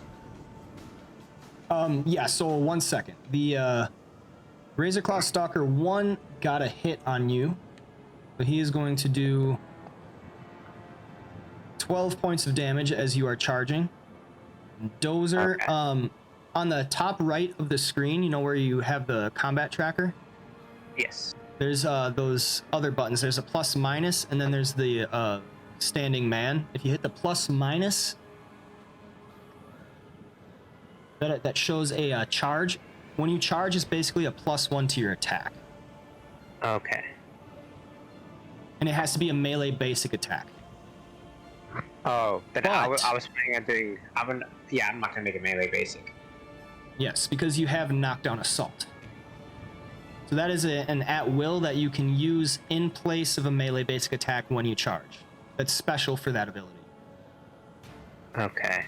I'm actually going to crack the shell against. It has to be a melee basic attack. I'm not gonna charge then, Target cities. or do I not have the distance? So you moved once I was just like, you know what? Fuck it. I didn't when you get a moved chance to here. like, Sorry. buy You moved to the- here, so all you have left is a standard action and a minor action. A charge is a standard action that lets you move I got and do a melee basic attack. new 5-star weapon. Okay. All right. So yeah, I'll just. We can melee basic hot mic, plus one That modifier. was fine. hot mic, Would you sick hot mic, hot mic. for DPS? I'm gonna put on Rosaria because she can. Got it. Okay, so you can move. You move to here, and now you have a standard action left or a minor action. A charge is a standard action, but when you charge, it has to be a melee basic attack. That's the only way you can do a charge. So if you want to Okay. move there, you can move there, but then you won't have a standard action. All right. I'll charge there, and it gives a +1 modifier. You said. Yep, and I would use knockdown assault because that's a good ability for a charge because you get to knock the target prone if you hit. Okay. Then I'll do that. Okay. So, target the Howling Hag. There, I'm targeting her, I think. Oh, nope, ignore that one. There we go. This one. 17. Okay, so that's 18. Howling Hag Yes, it is. versus 18 because that second one didn't have the +1. Ah, Versus Fortitude, that is a miss. okay. And then I'll end my turn there, though. Okay. Marker. Yes, I will combat challenge the hag, All right. and then I will mark both. Can I mark the stalker one next to me? No, because you did not make an attack against him. Okay. Then I'll just combat challenge and combat superiority. I want to apologize for that, guys. I had muted my microphone, but my audio settings were incorrect, and it was going through my cam, my Oh. phone. I apologize. Gotcha. I did not- It happens. It happens. All right, Dozer. So you get to combat challenge Howling Hag. Yes. This recording is the Oh, and I pass on. All right, Viger, you are up. And then Dozer, you will take some psychic damage from the aura.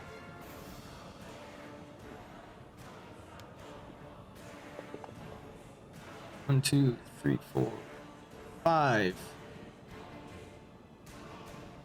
Yep. And That will get you take an attack of opportunity for that. Yeah. This Razor Claw Stalker 2 is going to attack you with its short sword. And that's a critical hit. Wow. Vigor takes 5 points of damage. A critical hit. That's reasonable. Partially absorbed. Those temps, though. All right, Vigor, what you So- got? I'm gonna target these with Icy Rays, Okay. Stalker 1 and the Hag. 2 misses and a fumble effect. Oh. You gain vulnerability 5 against all attacks made by the target towards you. Oh, Wow. Bad luck on that turn. that's That is versus Razor Stalker 1.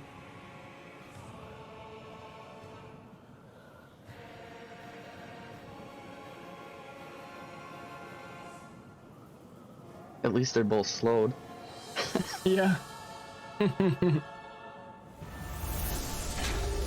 You weren't targeting them because it detargeted. Go ahead, hit that again. vulnerable 5 is a lot of damage, though. All right. And Be it. that'll end my turn. All right, Vigor, as you end your turn, the whispers start penetrating your head. You take 3 points of psychic damage. This Howling Hag is going to... Let's see, she's going to...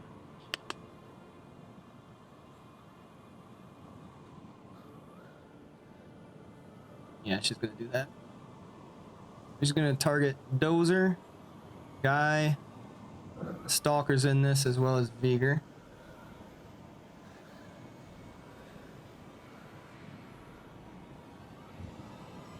My Orb Masters is gone too, by the way. Yes, that is true.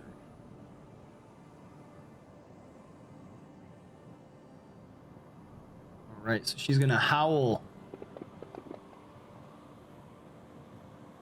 It misses the Razor Claw Stalker, hits everybody else. So you feel this. She opens her mouth, and this nasty howl, this ethereal scream, smacks you guys in the face, hitting you each for 5 points of thunder damage. Guy reduces it, and you are pushed back 3 squares. Down the slope again. 2, Awesome. 3.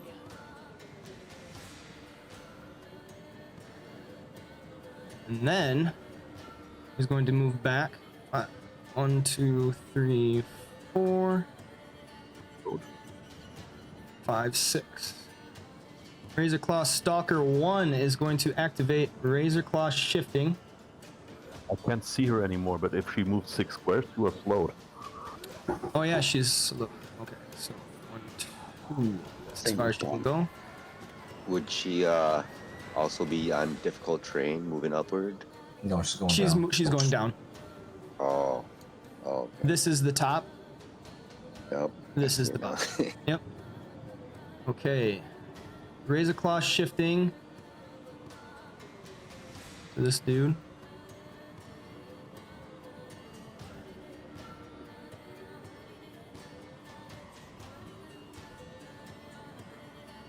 He is going to... Let's see.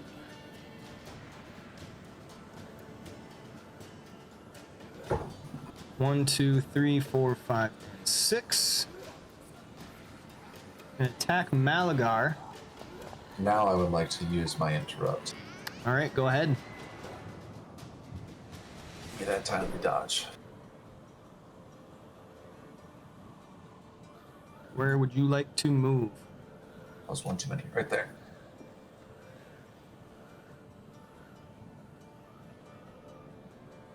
All right. Slashes into the air as Malagar kind of like cartwheels. Or that's up the slope. yeah, So, only 1, get- 2. So I can only go one. Let me adjust that then. Okay. I will go along the slope. I'll get to there. All right. as Malagar goes cartwheeling through the air. That takes that dude's turn. Malagar, you are up. Dozer, you get a health pot. Oh. What is it? What is the is it a bonus action, a main action? Item interaction. Okay. So it's basically like a free potion. Nice. Try to take the guy out. It's just a potion machine.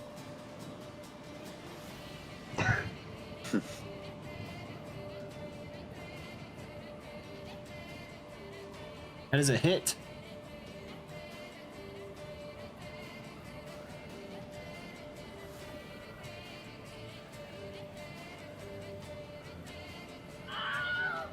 There it goes. You kill him. Kill. Damn. Thank you, Jack Earth.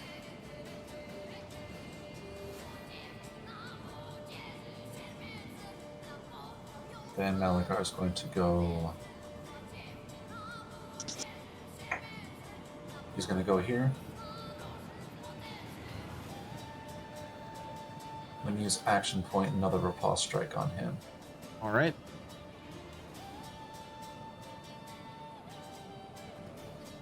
That is a miss. Can I give him inspiration for that? You can't see him. Okay, that's fair. Yeah, I would say since you can't see him, no.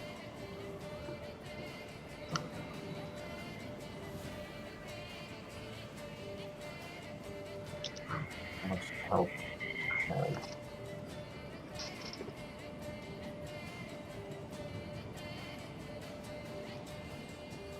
Screw it. I'll use low slash against him. Minor action.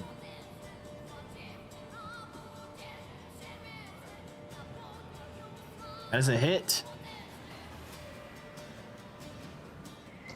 Yes. 11 All right. points of damage. Killing him. Nice. Nice. And that is all the actions I can take. All right, so at the end of your turn, you will take the psychic damage from the aura. Malagar's flipping and diving across the field, slashing and cutting at ankles as he goes, killing 2 of these shifters. Guy, you are up. Okay. Gonna move over to that shifter. Okay.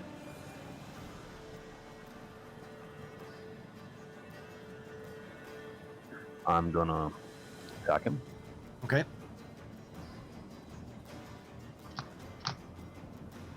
That is a miss. Heavily, but still, I'm gonna give Malagar some more resistance. Okay. Out there killing him. Then I will action point.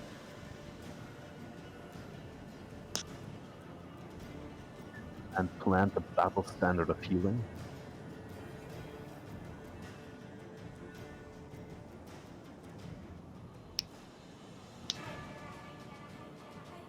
There.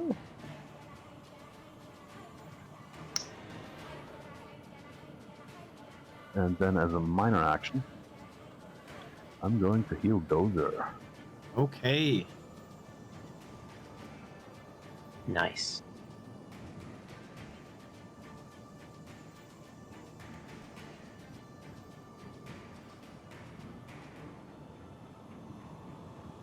Dozer. Some good rolls. Good stuff. Did you hit that twice on him? Your turn. Razor Claw I Stalker. only did it once. Oh, you No, gave it to Razor Claw Stalker 3. Oh, damn. That's why. Yeah, take that off that one. Heal. It says heal 13. I don't know what he was at. I was at 20. Oh, I don't know. It's good for you, Dozer. It's the Razor Claw Stalker. We don't know how. It says heal 13, so it healed 13. That's Okay. easy. Is he at full HP now? Yeah. Oh, so we can't tell how much he more. I think he was bloodied. Or slightly hurt, at least, at the There very we go. least. Yep, I got it. Not health. Yeah, but 13 should be it. You gave him attack too. Okay, we're good. Got it. Alright. And that will trigger the battle standard. Yep. Also, Dozer, you can choose either to shift one square or get a bonus, a buff to your defenses for a little while. What would you like? I'll take the debuff. Defense bonus buff. Yeah. Take the debuff. So everybody, don't forget the belt of sacrifice. Each ally within 5 squares of you gains a +1 item bonus to his or her healing surge value. I have that in there. That's the heal You 2. do, that's okay. the one, yeah. Gotcha. And that's from battle standard, and that's my turn. Gotcha. Good turn. Okay, Razorclaw Stalker 4 is dead. Razorclaw Stalker 3 is not. He is going to... What's up? Oh, I was just saying he lives. He's confused. I healed him and de-healed him. Yeah. Guy, you are still within range of the aura, so you take that psychic damage. Razorclaw Stalker 3 is going to move, so Osiris and Guy, you both get attacks of opportunity against him. I will not take it. Okay, I'll take it. go for it, Osiris. I'll try. Okay, so Show me what you got.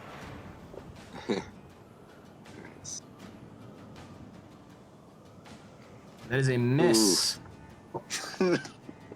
Damn. fucking. He hits you, Ugh. Looks like you could use some. dealing 3 points of damage, partially resisted. So we got 1, 2, 3, and 4. He's going to attack Vigor.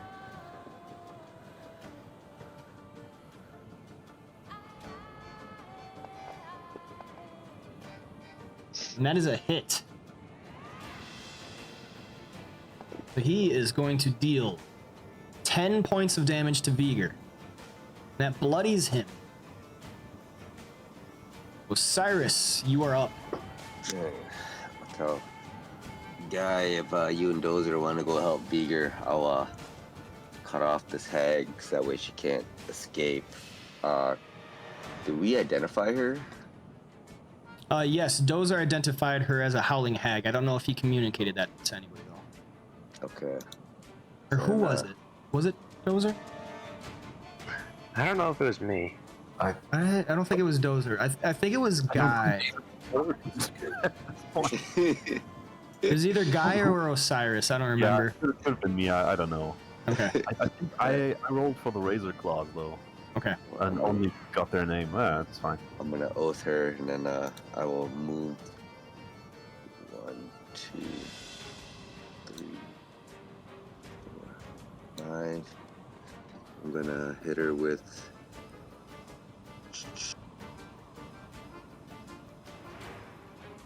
Oh, I can't do that. Yeah, okay. And I will hit her with. I think it's. Avenging Echo. Okay. So I will do the double roll. Oh, That is a hit. yeah, here we go. Killer! Oh, There we go. No more freaking whispering. Avenging Echo. eat that Osiris bitch. raises his maul. Or do you have a flail or a maul? I think it's a maul, right? Maul. Yes. Yep. So he Upgraded. raises his maul up high and says some words echoing with divine energy as he comes crashing down with the maul on top of her form, and it smashes into her, breaking her body. She slumps to the ground, dead. Very So sensitive. this is actually really fitting for a Howling Hag. All right. And then I will end my turn. Okay, no more whispers.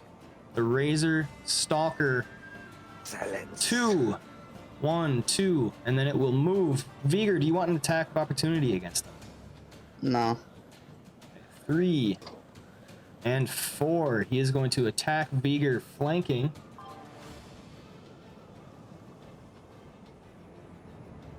Flanking? Oh, there's still another guy alive. There's two guys. That is a hit on a 23.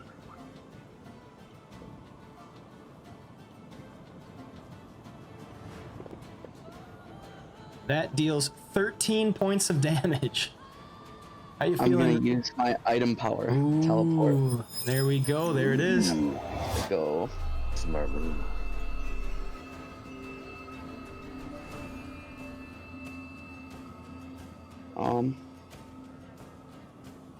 Right.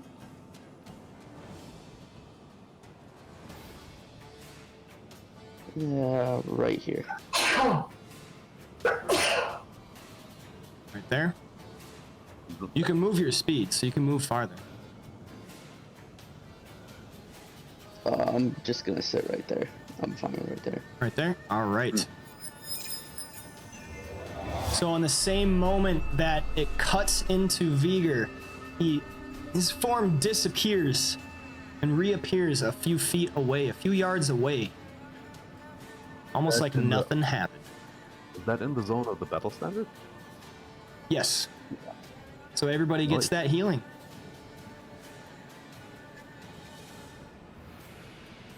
Yep. Free. Teleport 6 squares, you can spend a healing surge.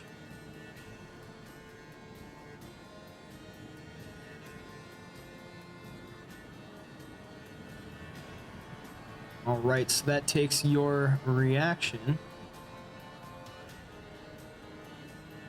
Dozer, you're up. We're gonna first walk over there so I can see what's happening on the other side. I'm going to move there then and Did you use your health potion? Not yet, no. Okay. Actually, I'm going to... Oh, I was just wondering because I know you were low on health, but I forgot that's because Guy healed you. I got it. Yeah. Can I give my healing potion to Vagar? You can.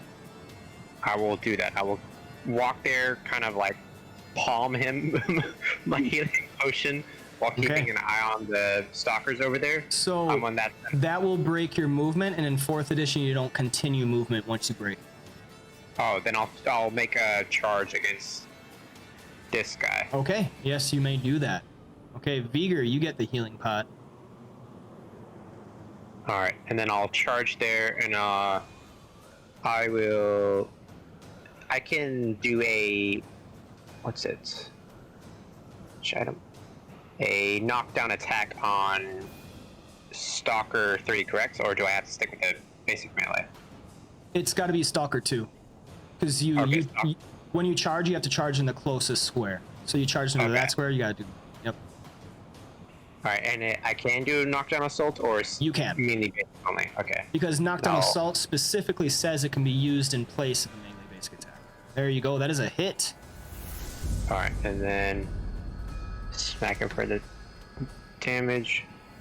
Did that not happen? Oh, it did. All right, and then 4 points of damage, and then you click the next one. That's the prone.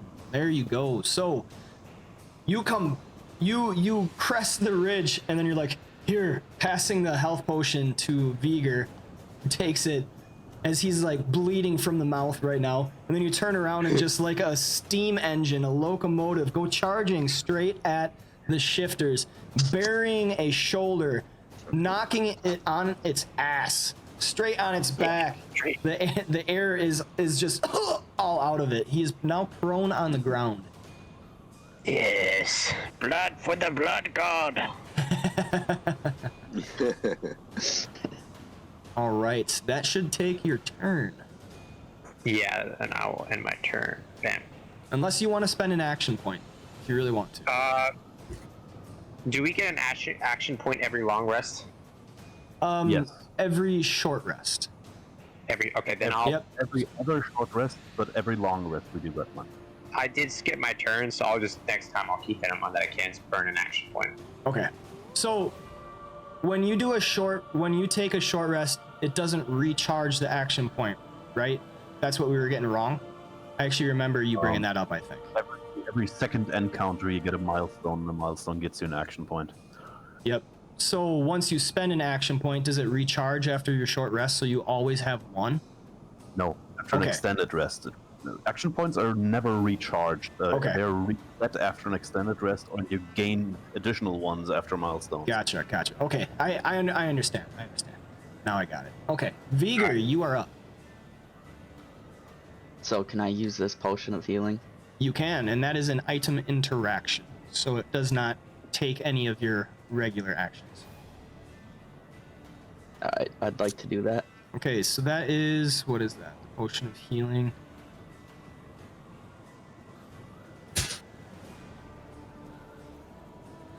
The regular potion of healing for just 10 hit points, I would recommend you don't use it because my healing is stronger and you only have 3 surges.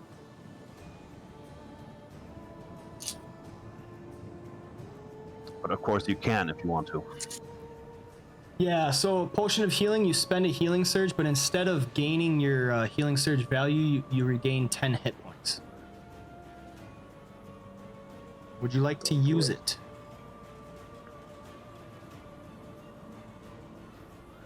Vigor? Nah. No? Okay. I'll just move. So you Up still on use the a edge healing here. surge? Yep. You're still using healing surge. Then I'll target 3 with Phantasmal Assault. That is a hit. 11 points of damage. And it cannot make opportunity attacks and grants combat advantage. And then that'll end my turn. Okay. Taking us to Malagar Lone Walker. Alright, Malagar would like to move up the slope. 1, 2, 3, 4, 5, 6. And I can't see over it. Like, I have to be on the crest in order to...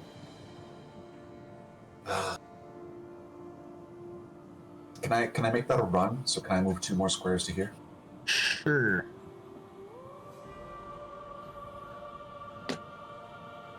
Alright, so running is -5 if I make an attack. I got it. I got the effect on you. Okay, so another 2 for long range. However, he's granted. Just I'm gonna do a range basic attack versus Stalker 3. Okay.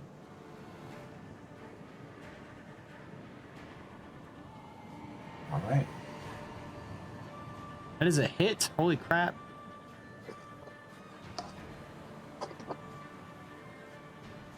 $27 points of damage as this dagger comes whizzing out of the darkness. Slices him right across the neck and comes rebounding back to me. Yep, I forgot it was darkness. Malagar technically is the only one that can see. No worries. One day we'll get this, boys. Well, I have my ever-burning torch in my belt pouch. Yeah. And it shines through that pretty much, so Yeah, I can see a short distance around me. So I I have can that see. as well. Also, I have low light vision, and starlight is low light, so... Yeah, I'm honestly not worried about it until they come out with the lighting effects, because then it'll be easy to track. It just bogs down an already bogged down combat with 4th edition. I would move here. Okay. Continue to move, so now I can see them. I'll continue to move. 1, 2, 3, 1, 2, there. There. All right. I would heal Vigor.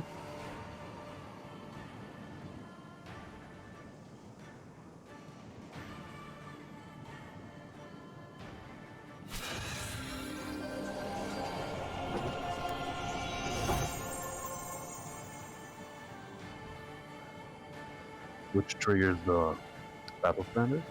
Yes, it does.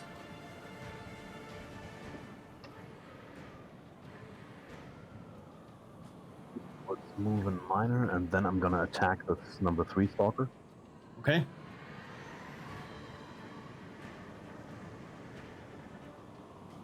That's a hit. Dealing 8 points of damage. Blessing of Battle. Yeah, I am gonna give Beager some resistance this time. Okay. Out of range. And that's my turn. All right. Razor Claw Stalker 4 is dead, but 3 is very much alive. He's going to move, so Guy and Dozer both get attacks of opportunity against him. I don't do it. I'll right. take it. Dozer loves them attacks of opportunity. Oh yeah. If I were him, I That would do is it. an automatic miss. That is Can I a give? miss. I see him. Can I give him the inspiration thingy? You can, if you wish. I would like to do that. Okay, Dozer, go ahead and make another attack. Attack of I swear, opportunity. if I get another one, I'm gonna cry. It was granted opportunity, too. That's a hit. There you go. That's what I'm Nice. Very nice. Guy stops moving. And that stops him in place. Get over here. Come here, boy. Stay there is more accurate. Just And he stop. misses his attack against you, Dozer, so he is going to follow up with a regular attack of his own. That is a Come at me, hit, bro. Oh. dealing 5 points of damage, Oh, Taking us call to- an ambulance. taking us to Osiris. Not for me. So when I run, I can run 8 squares, or Correct. You're plus Right. 2, yeah. so it'll be 4 going up then, right? Correct. Running is pretty brutal, though. I mean, Yeah. roll twice. You grant combat advantage and negative Yeah, 5. I gotta get up to them to see them first. Right, so go run 1, 2, 3, 4. Oops. You know, I go crooked. Right Yep, there. I got you. And then I will double move. And I'll get to do another 4. Or I'll go Yep. 1, 2, and then it should be regular, right? Since I'm going downward. So you have You know what I 5 mean? squares of movement right now. Yeah, so now that I see this, then I will run. So 1, 2. I'm gonna cut them off. 3. You have 5. There you go. 5 squares. You have 1 more if you want it. I just want to get in front of him, Okay. and then I'm gonna oath him. All right. Or actually, hold on a second. I am going to do You Can't Hide for my minor action. So that way, if he tries to run, Okay. alright. So That power bonus to damage rolls only happens if the target attacks you during its next turn. So first you designate it as the You Can't Hide target.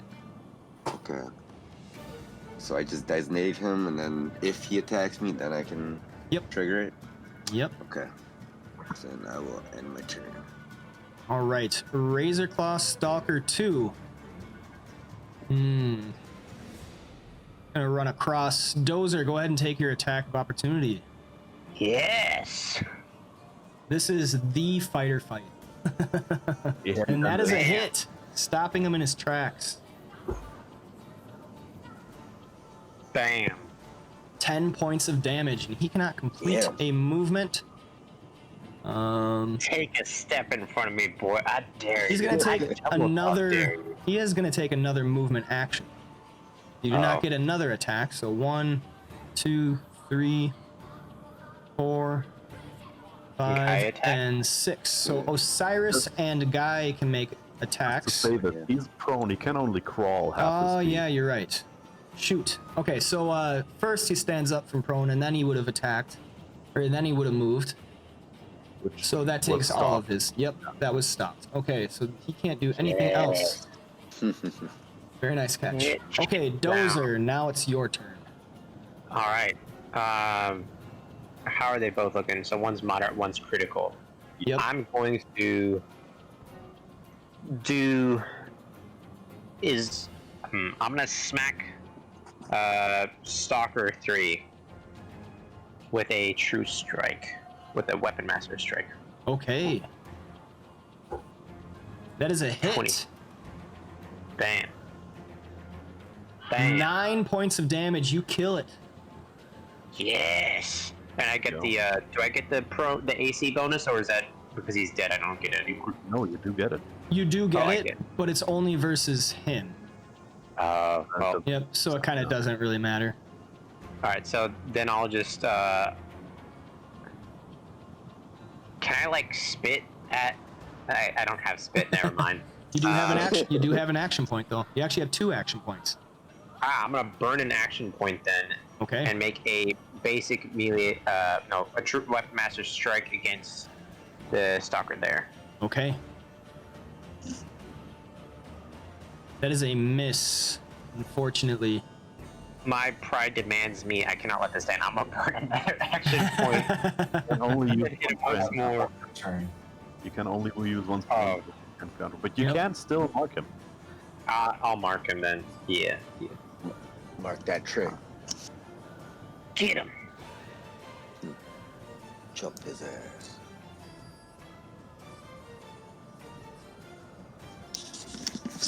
Are you going to mark him?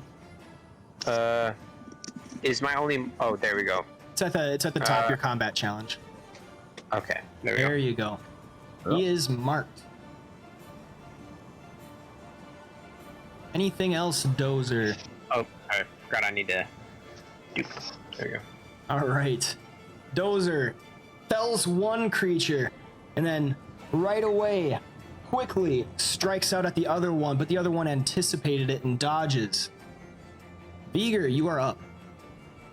I'm going to use Phantasmal Assault on Stalker 2. That is a Oh, critical hit. There you go. Nice. Natty.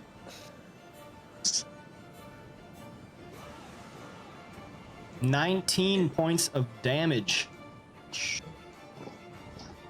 Bloody. And I'm just gonna stay here, so I'll end my turn. All right. I love it when you do that. Phantasmal assault people. Makes my life so much easier. Malagar, you are up. Alright, Malagar is gonna move 1, 2, 3, 4, 5. You have 6. Yep, he's only Okay. moving 5. Gotcha. Target Stalker 2, range basic attack. He's already granting combat advantage. Yep. Well, Ooh, an 18 is not enough. that should be a plus 17. Oh, the defense minus 2. Yep. Never mind. Defense Okay. minus 2. And that's it. All right, Guy, what are you doing?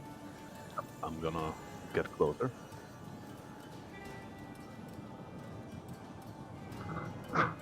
Like there. All right, 4 squares of movement there. That's fine. And I'm gonna attack him. Okay. That is a And- miss. It's him hard, but I will grant somebody some resistance. Let's see. Yeah, Malagar. And that's my turn. Okay, taking us to Osiris. Right, so I will move up here. So do I click the combat advantage Yep. You button? don't need to grant a common advantage anyway. Yeah. Oh, Mhm. why? Phantasmal Because- assault. Yeah, because Uh, Vigor. Because Vigor. Yep, because Vigor. Vigor. Viggy boy. Alright, so then I'm like, click this guy. Sick 'em, boy, sick 'em.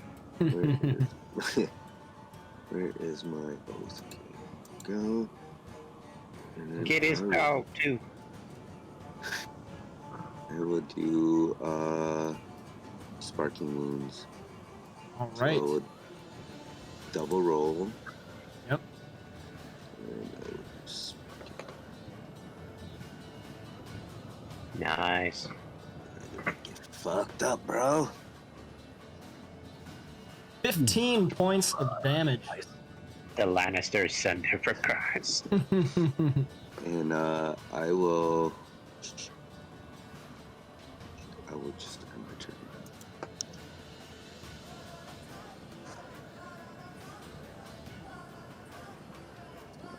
Razor Claw turn.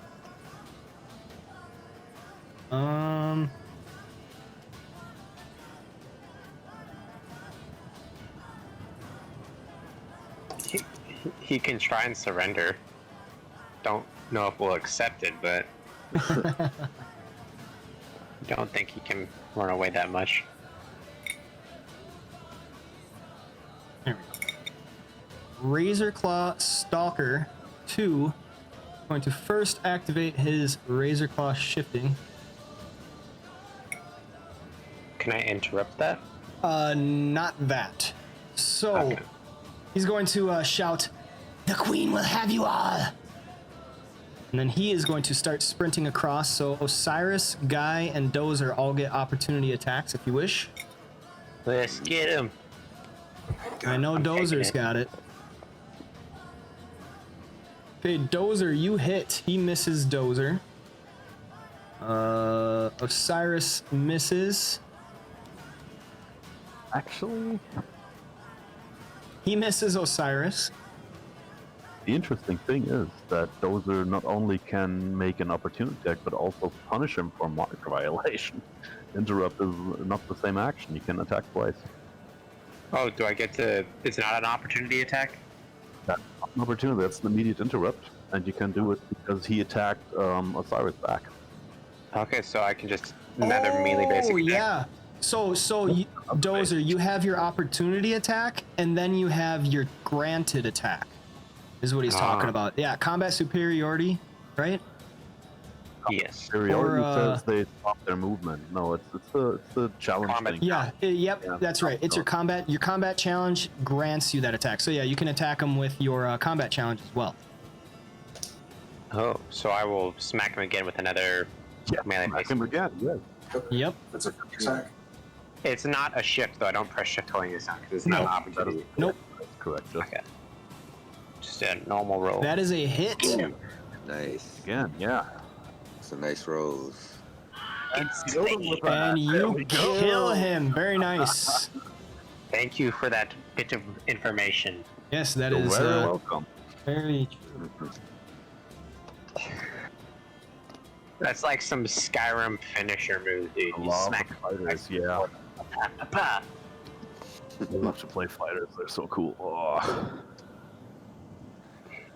All right. How do you want to do this, Dozer? How does he go down? I'm just gonna like slash him once when I see him turn around, like across the back.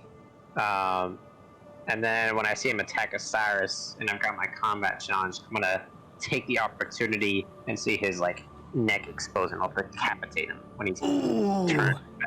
Yes, Ooh, with like a slicing uppercut. All right. Yeah.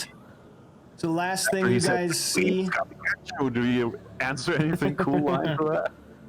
last I thing you just- guys see is Dozer's longsword slicing up, decapitating this shifter, whose body slowly just like goes to its knees and then just falls over, blood on the sand.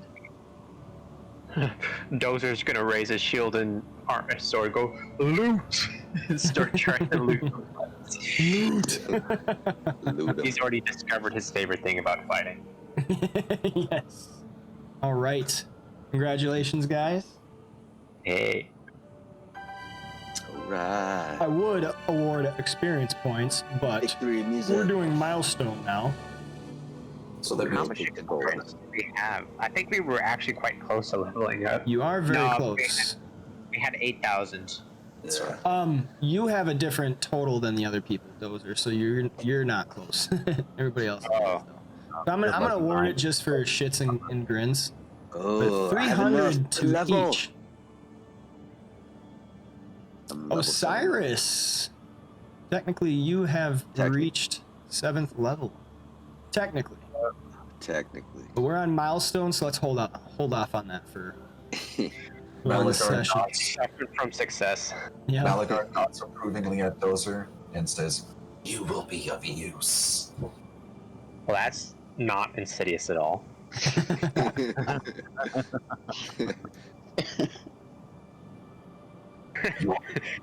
Dozer's gonna be very unnerved by that comment. Dozer doesn't know yet. Gonna hide behind guy.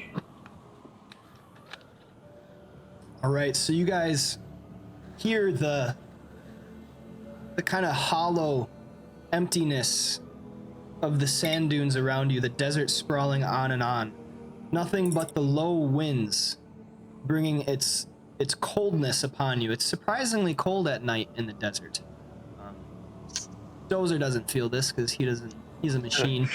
But everybody else, the linens you guys took with you seem to have another function.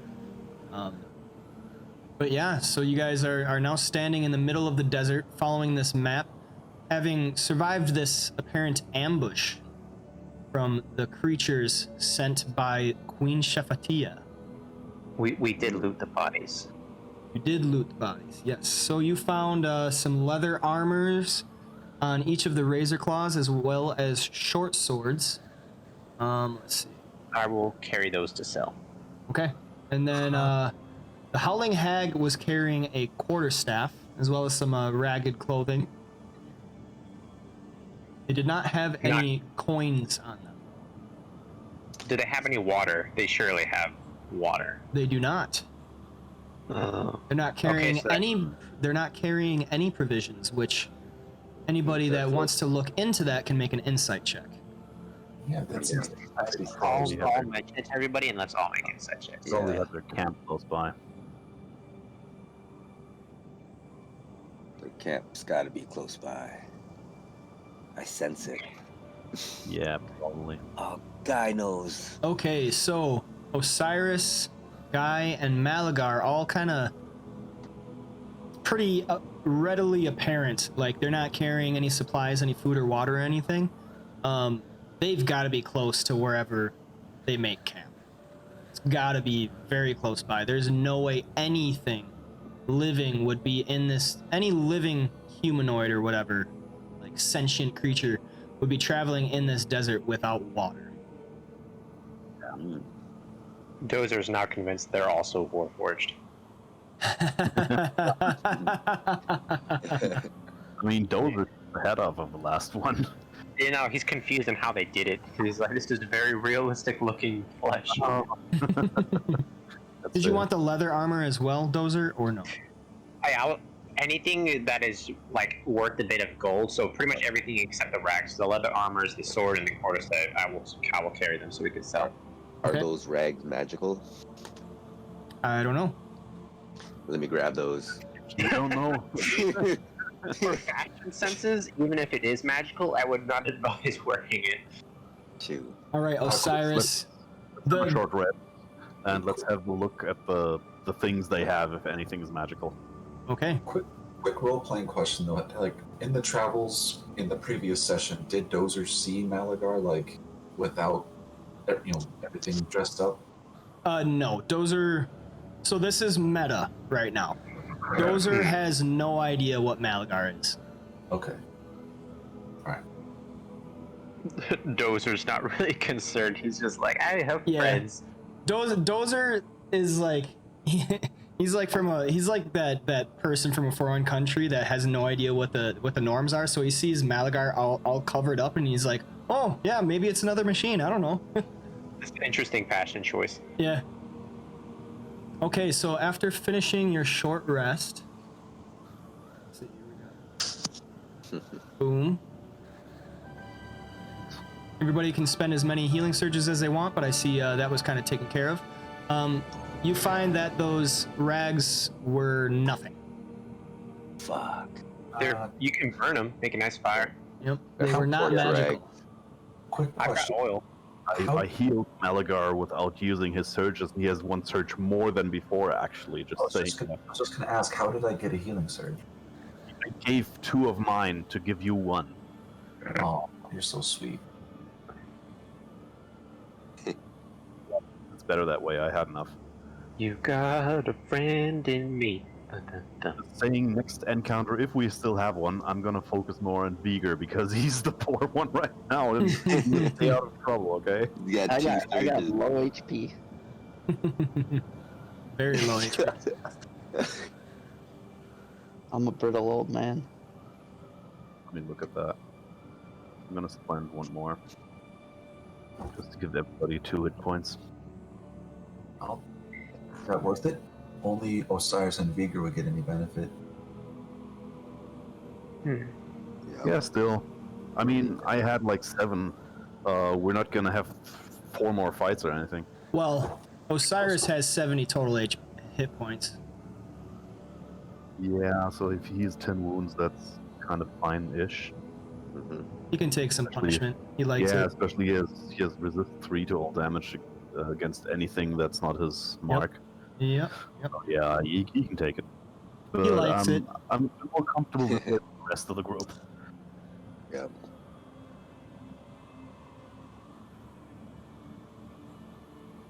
All right, awesome. Okay. Where to now, guys? I'll pack up the battle standard. Oh, And then, should we look around for the camp because there could be resources laying waste now because these guys are dead? That's totally a waste, right? Should be. Yeah. It's our duty to loot their home. Yeah. We must liberate their goods. Exactly.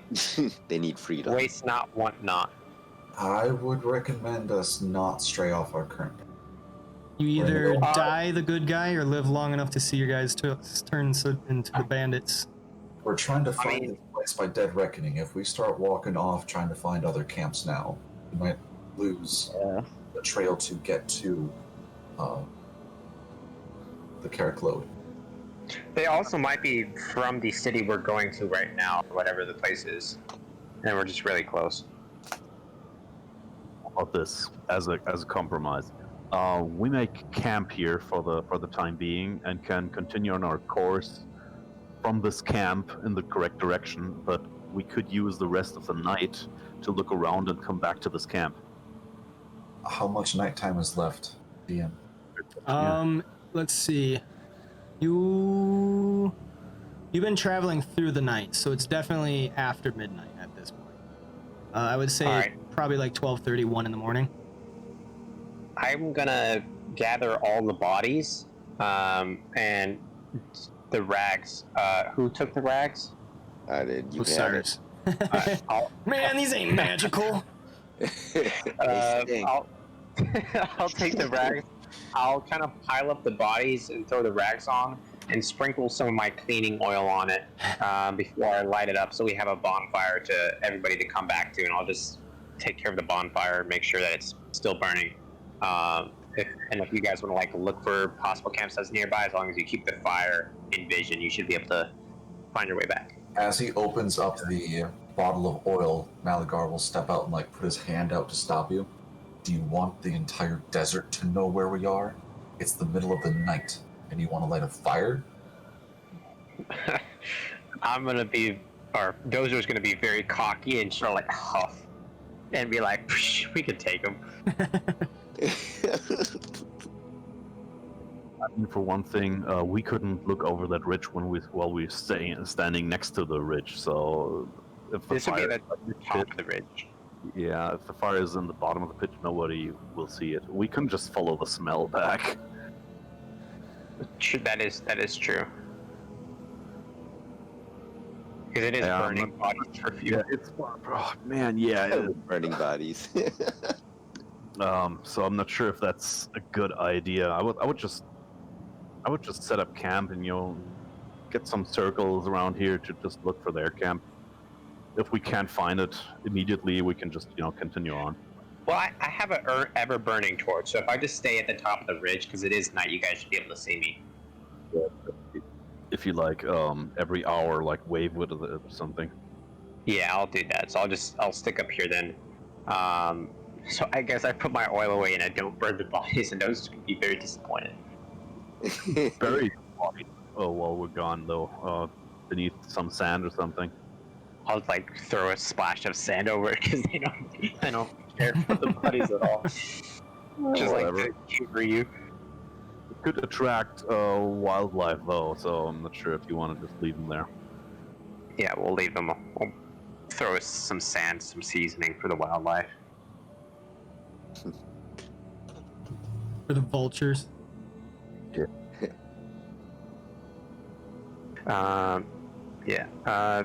So you guys want to go look, and I'll just wait at this ridge, or does somebody else want to wait here? And I'll go look. We can go look. So I'll just. I Is say- there a specific part of this ridge that's the highest? I say no one gets left alone. You split 2 and 3. Rule number 2, don't split the party. We'll all go, we'll all stay. Well, we gotta be able to find our way back to the route we were on. Let's just continue on our route All right. and forget about that camp. Do we Maybe see any we have- signs of? Stumble across it on our way, who knows? They Yeah. might also be one and the same. Let's just. I would say then let's just continue towards the normal route we have because we still move at night, and then just if we see anything on the way there, we can stop and look. Yeah, do that. Since it's still nighttime, we just be on our way. Hey, let's move then. I'm gonna kick the hag as we pass because she tricked me. Fucking Okay. hag. She may be smarter than me, but she's dead now. Oh, I'll put you guys back onto the map right there. Viger in the middle. So are you guys traveling or are you making circles trying to find this camp? We're continuing the directions in Okay. the notebook, so we're going further east. Okay. So Just going further east, you round a part in the dunes where they kind of start to get lower and not quite so dramatic and high where you can't see over the next one. And all of a sudden in the distance you see Hey. building almost Just indecipherable from the landscape and the cliff face that it's on, but nonetheless there is a cliff face that faces the sands, and the sands get gradually smaller and smaller in the dunes, and it comes to an area where there is a what looks to be like almost a gatehouse. In Malagar, you're able to see this, whereas everybody else cannot see this in the darkness, actually. So it's only Malagar. But you can see the outline in the darkness. Look over at, lean in towards Lyle. You see that? What?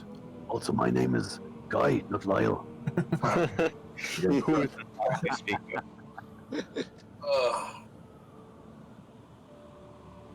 So Malagar points like pretty much dead ahead. What do you see, my friend? Is there danger ahead? There's some sort of structure. Looks like a keep pole. You might be on the right track then. How far is it? How far is it? It's quite a ways away. Let's see. It's still in the distance. Probably like 150, 200 yards. Oh, that's not too bad. That's pretty close, actually. Okay. Well, I don't want to say like 300 yards. You reckon we should camp for the night, or do we just go there right now? Well, they probably can see us already. We're just cuddling in the middle of this vast sand. This There's open no desert. cover. We're just trying to hide. We're only about 300 yards away. If we make camp here, They would definitely see us. they'll definitely see it. Side. Should we hide behind that mountain at least and try to make camp? Nah, dude, let's go raiding. Fuck it. To have those blankets we got, we could prop them up so we could camouflage them with sand and just hide underneath them. Do the blankets are they camouflageable or are they like bright purple? Bright purple, no. there's no illumination on the cliff face. Malagar's just able to see it because he has dark vision, so you can kind of see the outline. Yeah. The blankets that we had that I purchased for like 10 gold. I'm sorry, I'm doing so many things at once. Oh, don't worry, don't. The linen sheets. Remember the linen sheets? They're just a flat white, like an off-white, kind of matching the color of the sands, kind of. There you go. We could totally camouflage them as sand. Yep. Okay. That's still kind of like that's a limp move. Let's do some epicness, some conquest. Okay. Did I just hear a Warforged say that's a limp dick move? That's fair. He's had some bad role models. I would like to have an extended rest at some point before we go into the dungeon. Yeah, we should get some of our abilities back before we fight some How people. about we go just north of it, hide up amongst us? So is it on a cliff? It's not on a cliff. There's the cliff rising up. It's kind of cut into the cliff. So Malagar, what you can see almost exactly is an outline of like a structure coming out from the cliff. Like it's built like from the wall. Yeah. I'll see if I can find my image. We can go literally like on the cliff above it and hide above them. That's what I'm saying. Is like we go somewhere here. Like Malagar's pointing off to the left. Like let's go make camp over there. Is Off the to cliff the that's on the map actually there? I mean, I still say we go in and start chopping off heads, but like, I'm also pretty much just there. In battles, I just exist. Not really changing much, so if you guys want to take a break to get back some abilities, I'm down as well. Yeah, just to get our encounter powers and dailies back. Well, The mojo. it's healing surges. Once those run out, things get ridiculous. I mean, I can go either way. Good to go. I'm eternal. We got like another hour to spare if you guys want to keep going. We can do a quick. What you guys need is whoever needs to get back abilities and stuff. Would it take a short rest or a long rest to get back your mojo? I would get into short rest. Also, I do have early work tomorrow, so if we couldn't wrap it up at some point, that would be good, I think. Okay. I kind of want to get you guys at least to the outside of the fortress. So if we do a short or an extended rest real quick, we can wrap this up pretty quick. Okay. That's cool. We can do the rest, walk up to it, and then kind of like end there. Yeah. So do you guys want to do a short or an extended rest? Because you could do either. I do don't not. like either. You're breaking up, sauerkraut. I do not benefit from a short rest. Okay. Okay, so long rest then. Do the extended. Okay, Extendo so stick. you guys have discovered the location of a fortress. Not quite sure exactly what it is, but your senses and your excitement is kind of welling up within you. Like, hey, did we find it? Did we find it? You make your way across back to the sand dunes and have like makeshift shelters, taking the linens that you have and everything, and packing yourselves up tight. Beginning to start an extended rest, sleeping through the night.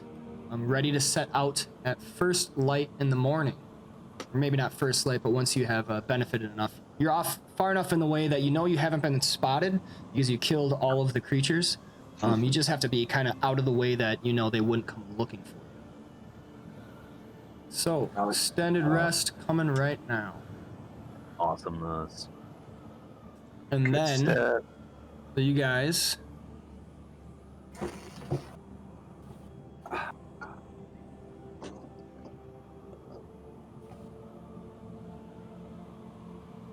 Oh, well, we got Dozer in there. Did we get everybody? Yeah, we got everybody. Nice.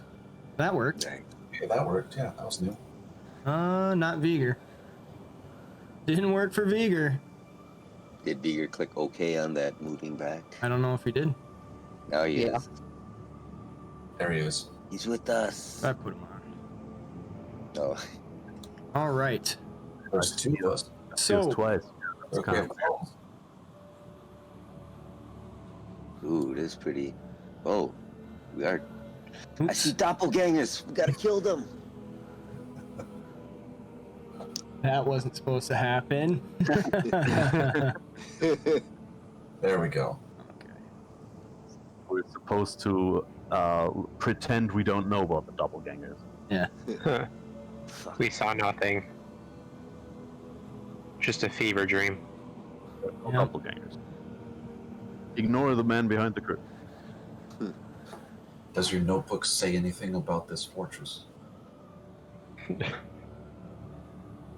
The notes do not say anything about this fortress. The notes are more just almost like a map using words of how to get to this location, supposedly. So Oh. this is where the map ends then. Yes. Okay. So in the next morning you wake up and you begin your trek. This is where we will end the session. All right. Good shit. Good stuff. And now we're level 7. Yeah, that would be a good Not timing. quite. Not quite. Oh, that's good. All right, guys. There we have it. 2 quick questions. Do we know when the next session is gonna be? 2 weeks. Sunday. Same schedule. 9 p.m. Central Standard Time. All right. All right, yeah. So thank you guys for joining in. Finally made it to a Wait. fortress in the sands. Who knows what this is? So I will see you in Okay. 2 weeks, same time on Sunday. Thank you so much. All Hope you have a guys. good night. All right. Get some rest. That was nice was to meet good. you. Second quick question. Yeah. Today, for the first time, I recognized some of the stream viewers could interact, like giving potions or giving inspiration stuff. Yes. What's up with that? That's That is awesome. true. Yes. What's the options there? What could happen? So I got affiliate and I started messing around with channel points. Viewers, as you watch, you can actually gain channel points just by watching and being interactive in chat and being active and everything. You can spend points to give advantage to a player or even another character, like an NPC or a monster. You can also get disadvantage. So if you want to give a player disadvantage, you can spend points to Pretty do cool. that. You can also give that to monsters and everything, bosses. And there's also health potions. So the way I have it right now is you can basically buy a health potion to give to a character. Then on that character's turn, they can use the health potion. But that I might work that a little bit differently, so that when you buy the health potion, it does the healing right away. I don't know, kind of playing around with it. You should make it that it doesn't use up surges. So it doesn't give what? Use up surges because they're very valuable, and a health potion is actually Oh. not that. Yeah, I gotcha. Yeah, so that's one thing I could do, because there's another way I could do it is I could just have like a 2d4 plus 2 healing. It That, seems like yeah. potions are really good if you're really low level, but like once you get to like level 5-ish or higher, they're not worth the surge. Yeah. Yep. So you guys are starting to get to levels where you'll be getting better health potions. It just kind of hasn't come up yet. So. Okay. I didn't know there was better. Yep. There's potion of greater healing, there- potion of superior healing, and stuff like that. Yeah, there's level 15, level 25 potions of healing. Yeah. Gotcha. Yep. All right. So I will see you guys in 2 weeks. All right. Take care. I'll see you guys See everybody later. It was fun. later. Bye. Peace. All right, there we go. Session 3 in the books. Scales of War. Man, I don't know why, but it's like 2 weeks is too long to play D&D. It takes me a little bit to get get back in it. Plus, I took like a week off this past week. I only played on Monday and didn't play any other games, and I think it kind of like shook me out of my groove. But yeah, getting back into it, playing D&D as always, getting on schedule so that you guys know when to tune in, because this is for you guys. You know, I love playing D&D, but really I want to make a community. You know, so that being said, join the Discord, be part of the community. Join the Discord, find some people to play games with. If it's not D&D, you know, I got other things in there: League of Legends, World of Warcraft if you're into that, Call of Duty if you're into that. I'm not. I don't like Call of Duty, but you know, whatever. A lot of people do.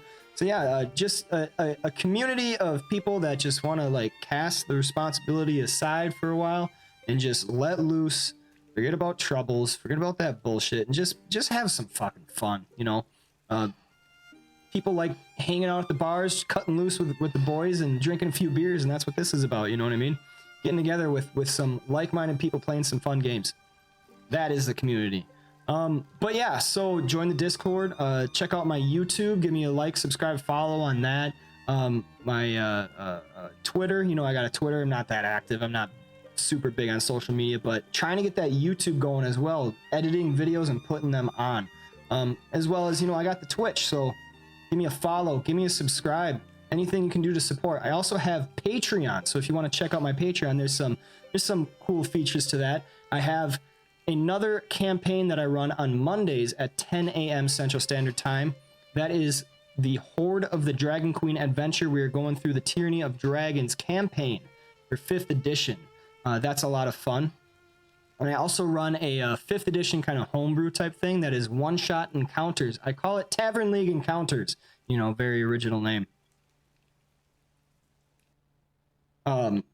And that's where a group of like 5 people, just, you know, every session is different. It's a different group of people just running through one epic boss fight, boss encounter, highly strategic, highly tactical. You know, it's very dangerous. You know, you need your rolls, you need your tank, you need your damage, you need your supports. Supports doesn't just mean healer. Support is bigger than that. But each role has different abilities that they have access to really bring out the feel of that role. So damage really does damage. Tanks, you know, they can take a lot of punishment and they focus attacks on them. Support, just a whole bunch of like different abilities and stuff like that. You know, they can do healing, but they can also, you know, affect stuff out on the board. I actually just thought of another ability I can add to that, but their whole thing is resources. They have a reserve of resources that they can choose to do different things. So make sure to check that out, because that is going very well. It's very fun. I do that on Tuesdays and Wednesdays because it's kind of the only availability I got, but I got some other people interested in DMing, so getting that thing running. Patreon, you can kind of get a little more in on that. And if you want to make your own encounter, check out that Patreon and we can make one together. You know, you can get in on a live exclusive stream where we actually make a encounter together for use in official play for D&D encounters, Tavern League encounters. So an exciting prospect right there. Not quite sure how that's going to go yet because it hasn't happened, but I'm super excited for that.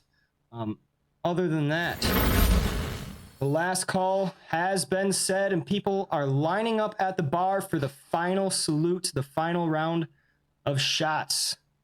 Go ahead and raise your glasses and chug them down. This has been the Tavern League.